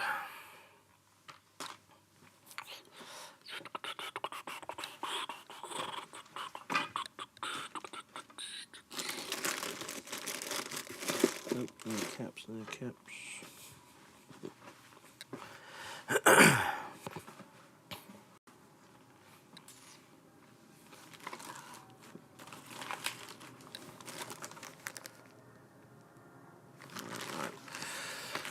It's hard for rating, but it'll do. Sony A6700. Yeah, they're fine. There's a professional photographer I know over in Japan. Does some really good stuff with them for, you know, shooting. He's one of those ones where it's like you can put anything in his hands and he can just make it look great. Yeah, it depends on if you're looking to do video, if you're looking to do photo with it. You know, the Sony stuff for video is generally pretty solid. Damn it, these are slow blow. I need fast blow. Ah, crap.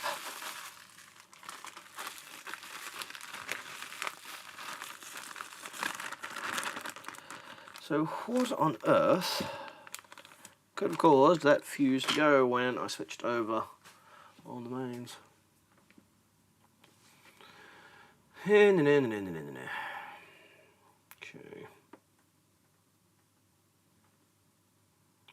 Now what is the thing doing?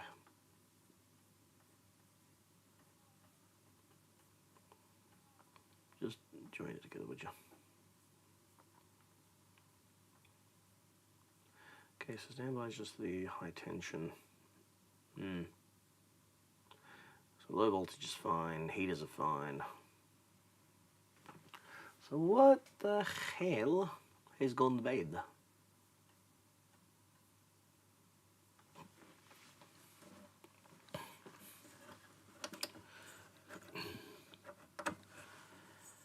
Unless we have a shorted tube, potentially.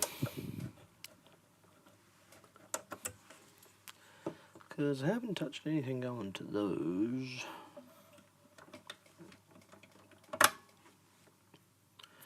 Redid the high tension. Let's pull that out for a sec.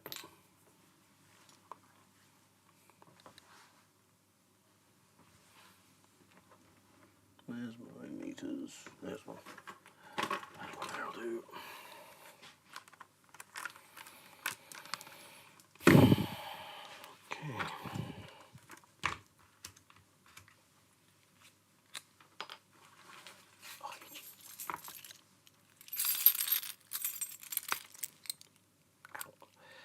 Stupid dermatitis.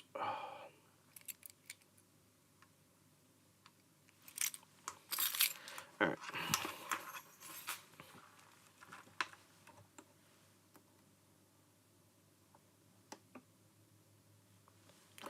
Okay, so we got nothing there. Nope. Okay, so I don't have a short between B plus and ground, which is good. So what the hell?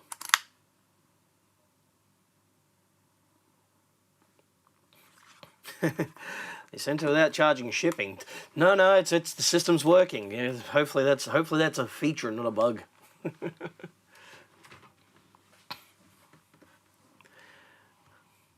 Yeah, it's nice if that is the case.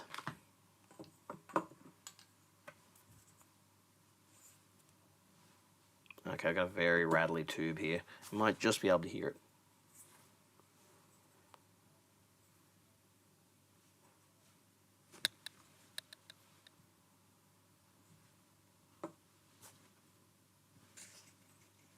Yeah, so that might be why we've got a blown fuse.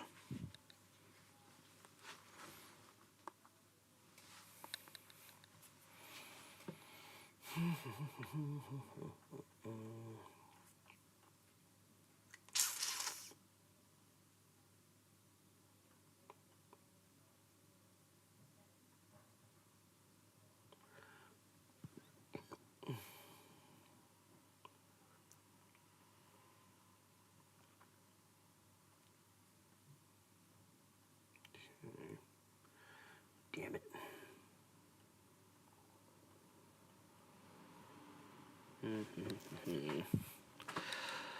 How annoying. I have to go get fuses, aren't I? Unless I steal one from one of the others.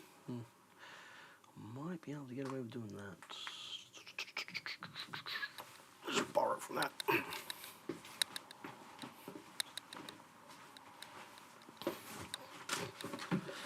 Okay.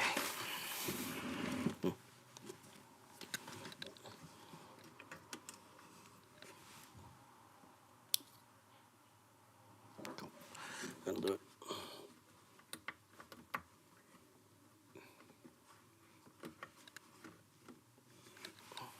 Okay.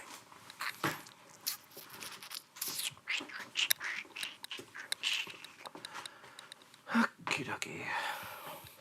Borrowed a free fuse from another amp till I go get some others.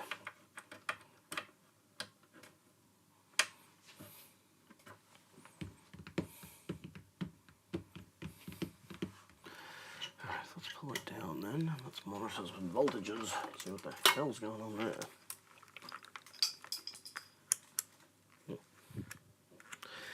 Voltages.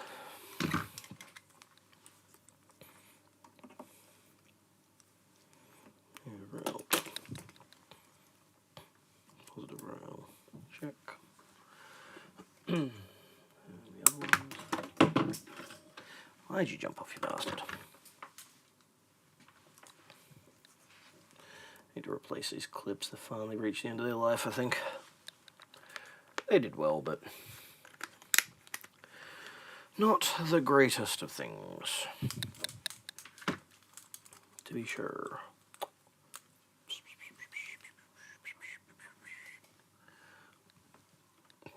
Okay. Good there, we're good there. That's fine.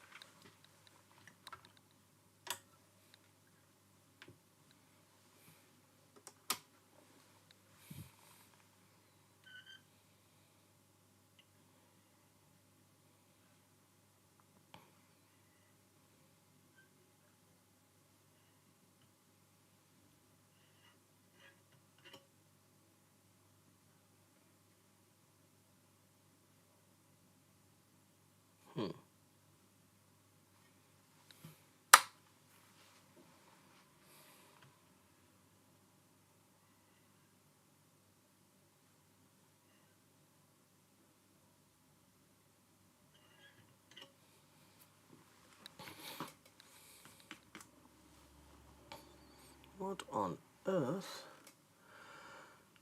is going on here then?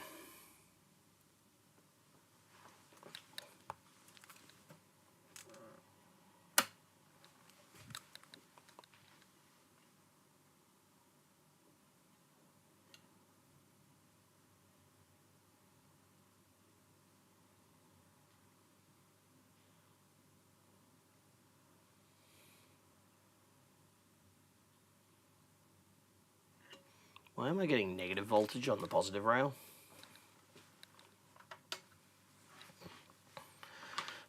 Something's not right there.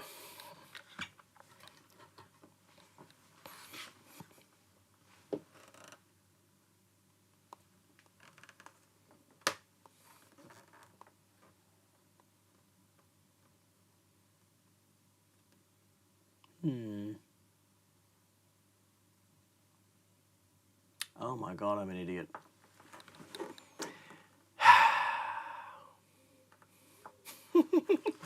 Now this is, yeah. Remember kids, make sure you have a good breakfast first thing in the morning. Or else you're going to do something stupid like I did. Something incredibly goddamn stupid. Oh my god. Wow, I am an idiot.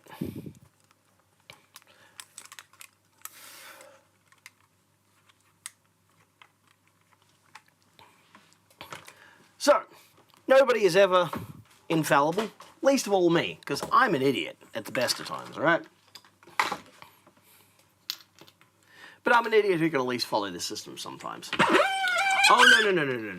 No, I did something even more stupid than that, right? I was like, why am I getting negative voltage on these caps? That's kind of a bit weird, don't you think? It should be like more in the positive ranges. Why did I just blow a fuse? Well, come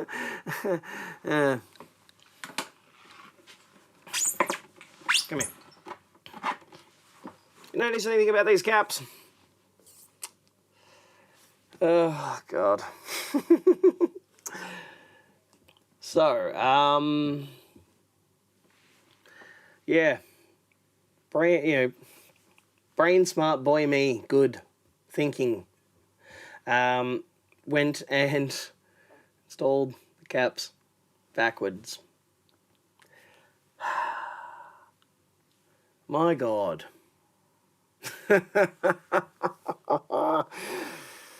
Oh, okay. So that's on me. That was me being an idiot. I obviously went on autopilot, as I do from time to time. I'm like, oh, yep, cool, we're fine, we're all good. Nope. We are not good. In fact, we're very not good.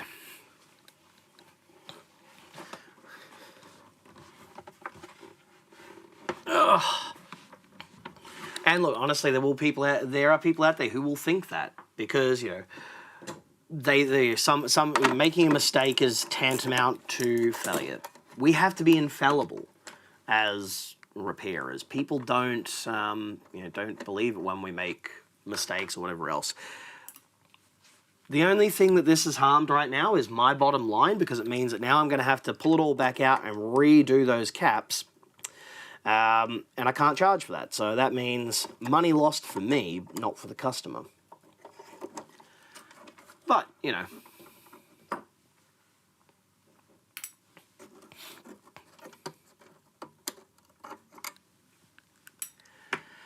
Okay. At least I found it out that way with the fuse going bad, instead of me like doing it where I plug it in and then suddenly kaboom boom. You bastard. This is almost as bad as the other day when I had I was doing a repair on an old Roland amp from the late 70s, early 80s. And that one had a tube output stage, solid state, preamp stage, right? Now, the markings on the board weren't very clear. So I did put those caps in backwards. So this is the second time I've actually done this in the last little while. And of course I managed to just drop a screw on the ground, just to make things even more fun.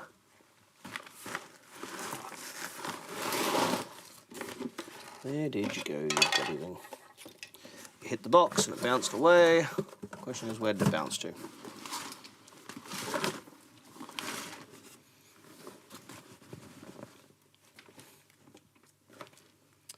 Yeah.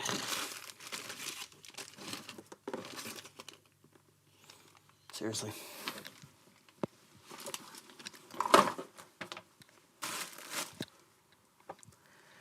That is a screw, but not the screw. Alright, I will deal with that afterwards then. I'll have to grab the magnet out and do a bit of sweep on the floor.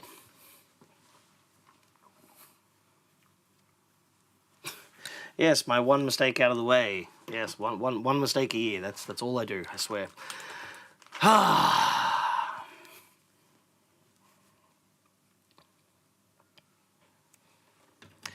Alright.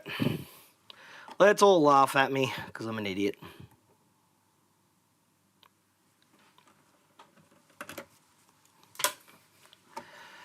Alright.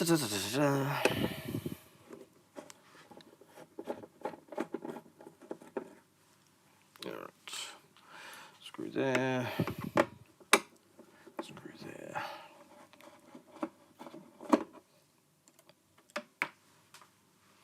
Again with dropping the screws.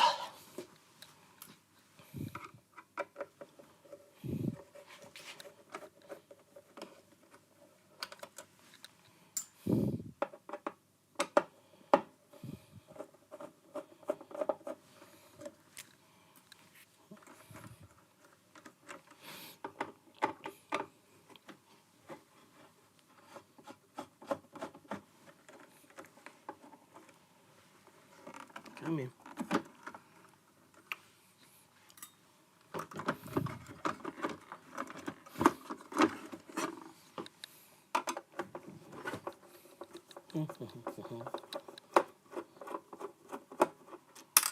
Stay. Come hither, you. There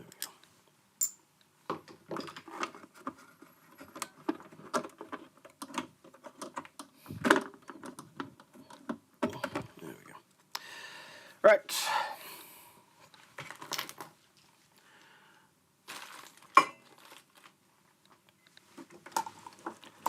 Let's do this again.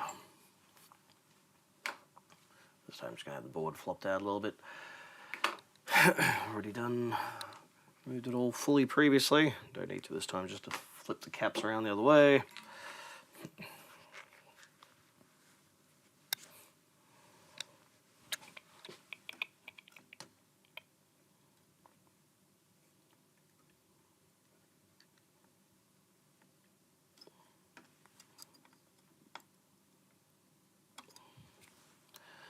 This is why you also don't put huge, massive bends in the legs when you install a component. When the time comes, you have to take them back out again. If they're like bent over at like a right angle on the PCB, removing it, nah, not going to happen.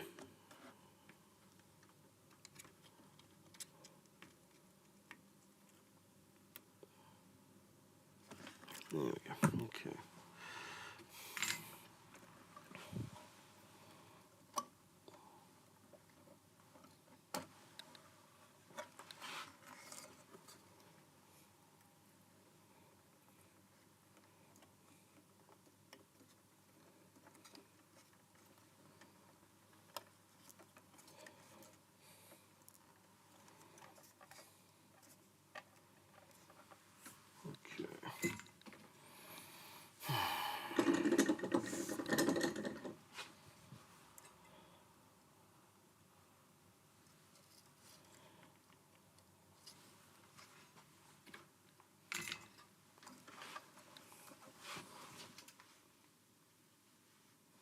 I'm going to put it in a hole question.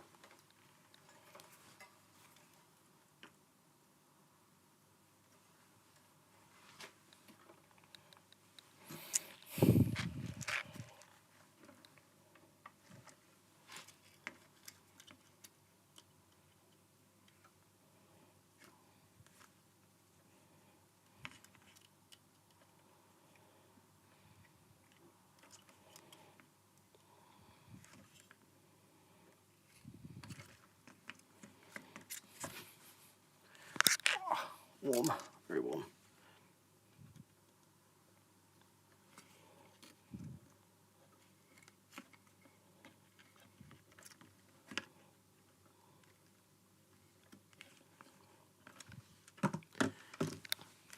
Stay.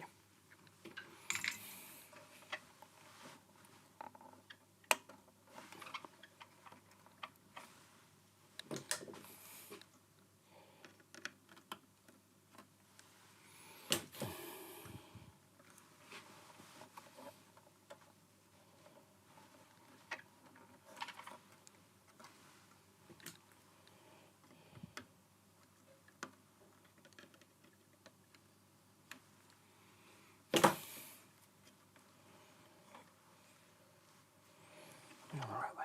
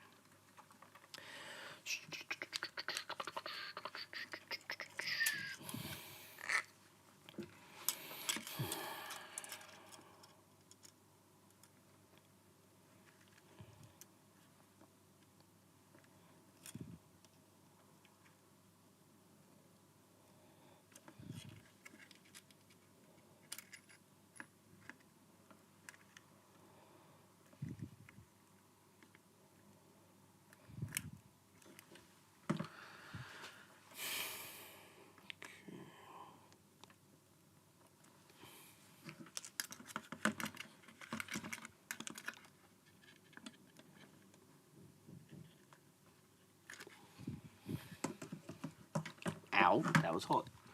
That was very hot.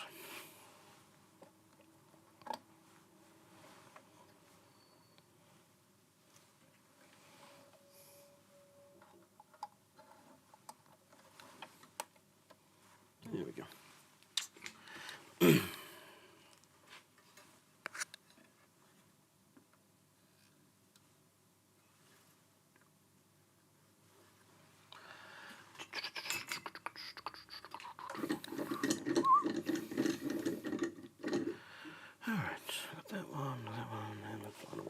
go.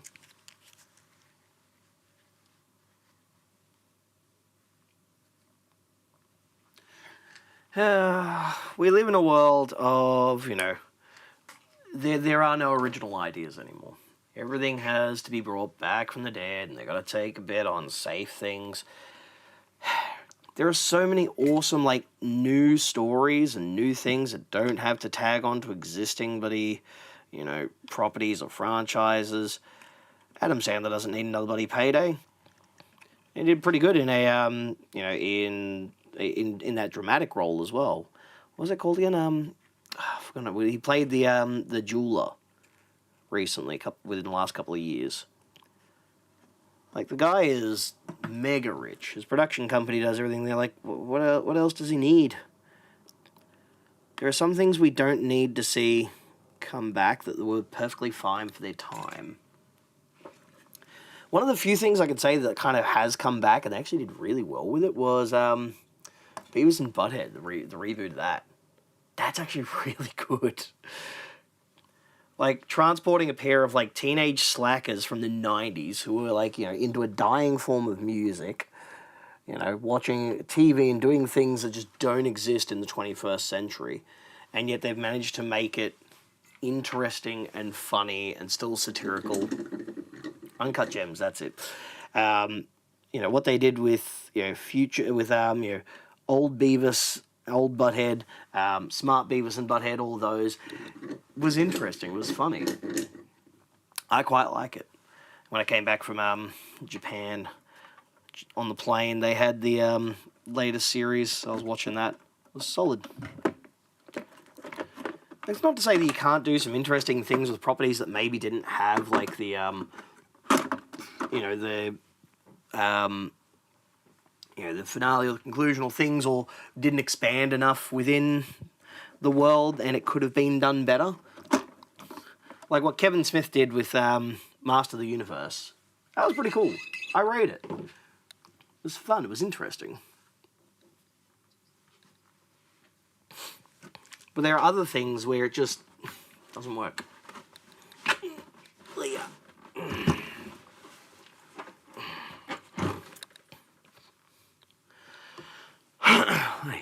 Okay.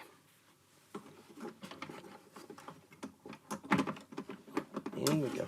Come on. Get in there. Get out. There we go. Yeah, Mike Judge does good stuff. The King of the Hill reboot might be interesting. I honestly, you know, from what I've heard, it looks like it's set in the present day thing.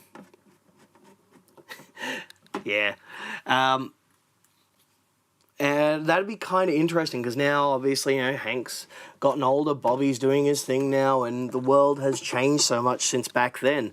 I wonder how they'll deal with it, because Hank was like that, you know, fabled, mythical conservative who was still kind of, like, reasonable about things that doesn't really actually exist in the real world anymore.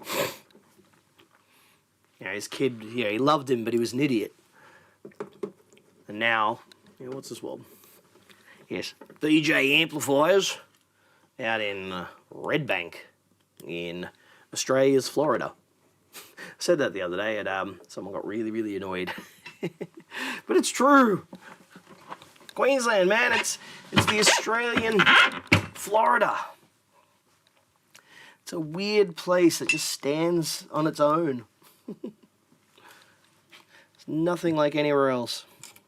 Ah, you. I mean, anything. No, see, that's the thing. Like, Hank Hill wouldn't be a MAGAT. He was all about, like, Reagan and policies like that, and, you know, it was like, he'd be disgusted by all of that. He's like, what happened to, you know, being sensible and not being a dumbass? You know. It'll be interesting to see what they do with it. It'll be interesting indeed. Oh, I don't know. Find this bloody screw. Dropping a black screw, thankfully on a grey floor, but it's a very cluttered grey floor, so there is stuff everywhere. Not there, not there. Ah, no, that's not it. What is that? That's something.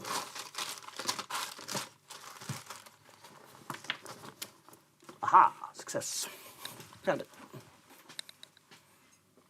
It was actually a really good show. I've kind of like I've started watching it recently. I never watched it the first time around, but now that I'm older and more kind of politically savvy, I kind of understand it. I see where it's coming from. Yeah, Mike Judge is great at satire. He is really, really good at it. The Dilbert guy wishes he could do that. He's got a case of the brainworms. Oh boy. Okay, now let's see what happens if I do this again without being an idiot. Okay, we're plugged in, we're powered up. And just get a little bit more reinforcement.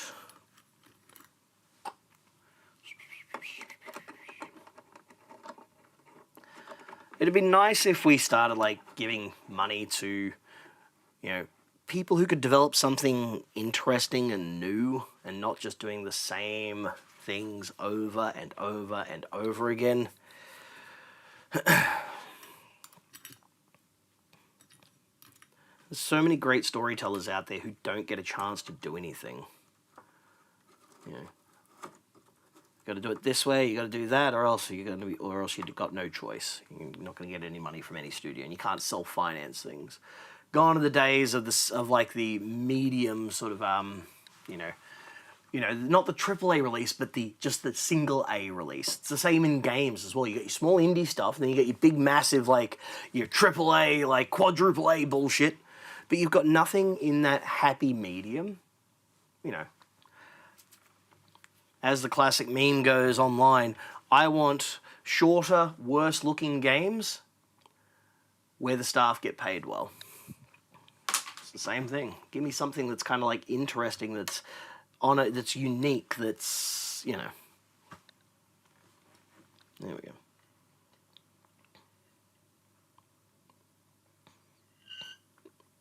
Much better.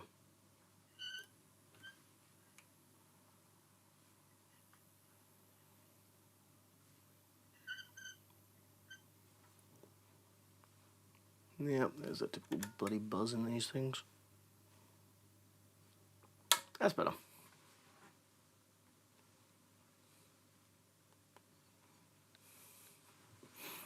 Don't know what it is with bloody Blues Deluxe, Hotrod Deluxes, but the Transformers all buzz on them.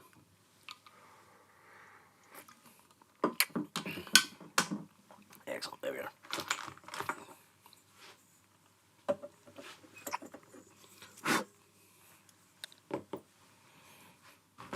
Get a quick clean, a little bit more vacuum.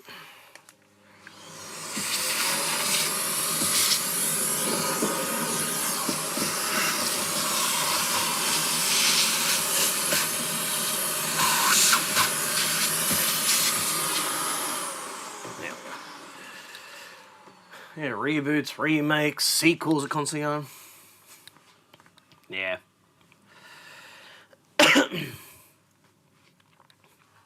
It's like, it's only on bloody these amps though, which is annoying. But this one is a an early one. It has no suppression caps on the bridge rectifier. There's none. This is like a real early one.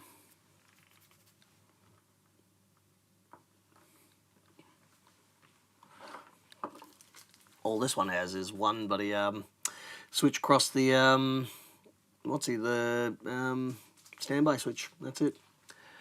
No suppression caps on the rectifier on this one.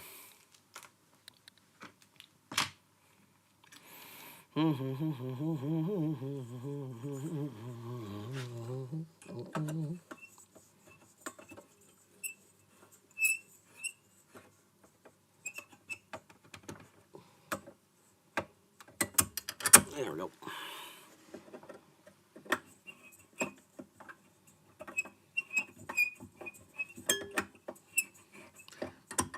Huzzah.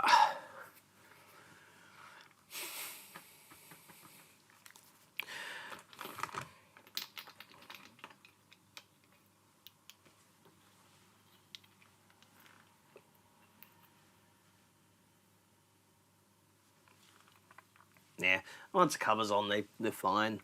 There's no buzzing going on. Obviously, you can hear outside of the amp, but the last Spider-Man movie I saw was with Tobey Maguire. Well, which one? Because he was in one recently because they did the Spider-Man Across the Spider-Verse. Was it Across the Spider-Verse? Or was it?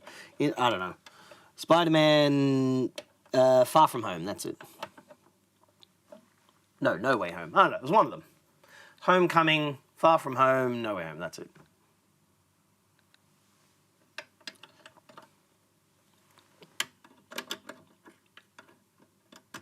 You know. Yeah, Spider-Man 3. The emo scene.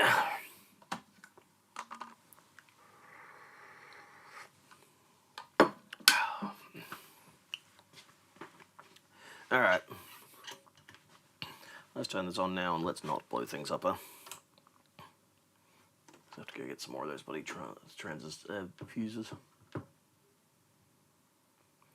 I feel like I can neutralize Spider-Man with a pool cue. You and every other bad guy robber out there.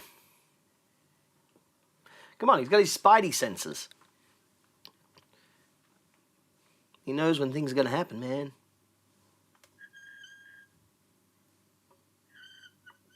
Go. All right.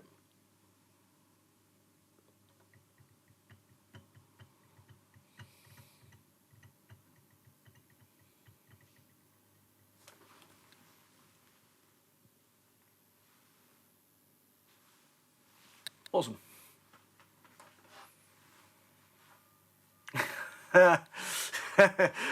Well, Madam Web slipped under everyone's radar because apparently that was an absolutely terrible movie. Wouldn't know, didn't see it, don't care. Alright.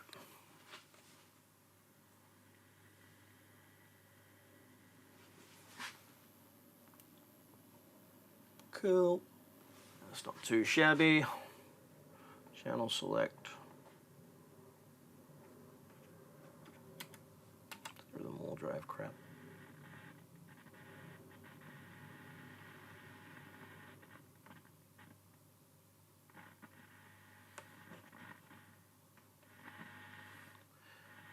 Okay, I got some dirty pots that need cleaning.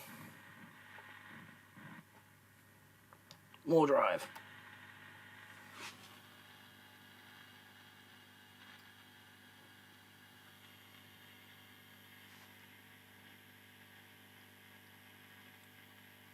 Got a little bit of popcorning going on.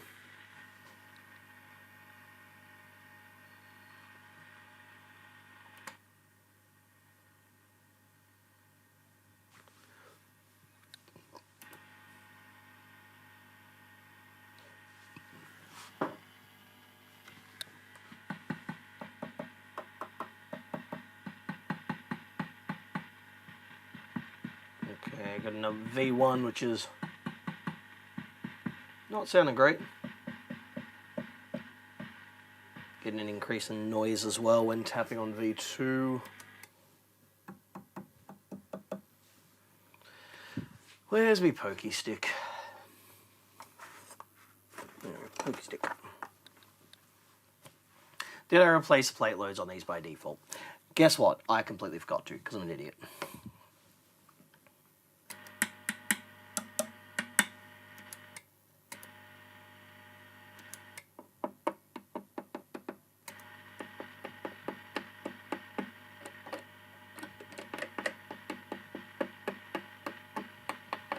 I'm actually getting noise down here at V1.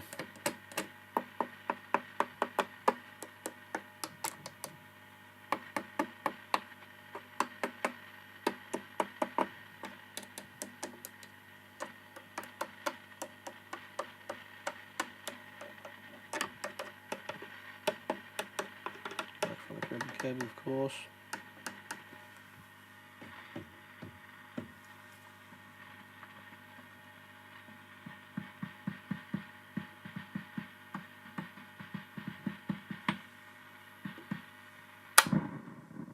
Ooh.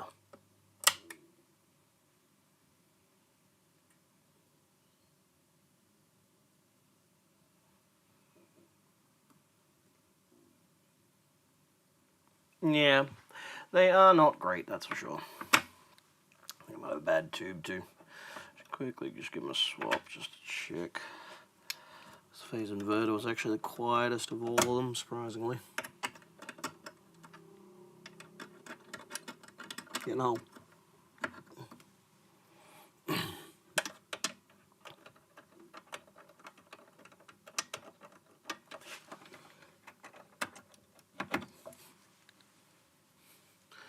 Andy, how's it going?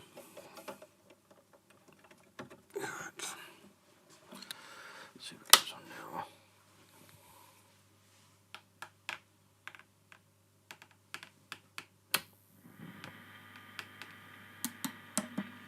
Oh, that just made it worse.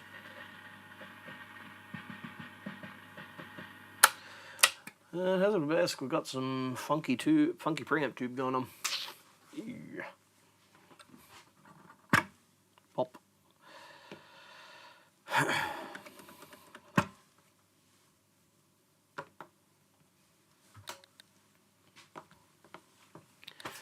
Okay.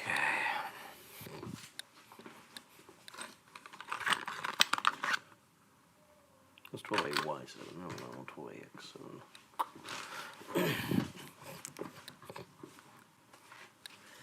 What we got here? That's 12A7. Oh, crap.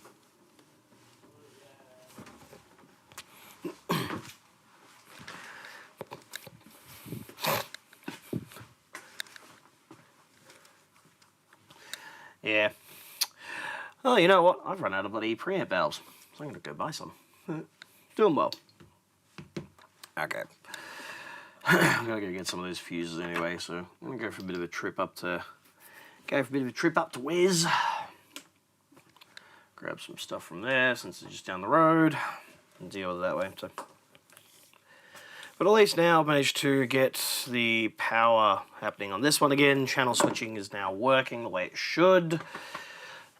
So next step will be to once again go back inside, remove the board one more time because I managed to not replace those bloody the plate loads in the phase inverter.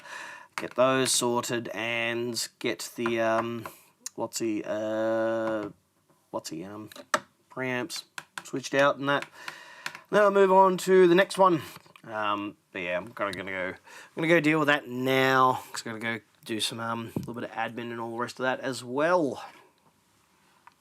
What I'm going to do quickly though is I'm going to drain these caps while the back is off so I don't kill myself. There we go. So yeah. Thank you for coming along and all that kind of jazz. You know, I'll probably do something at some point again very soon, as I usually do. Yeah. Got 69 views. Nice. But yeah, thanks for coming along and checking us out, gentlemen. I will catch you again next time.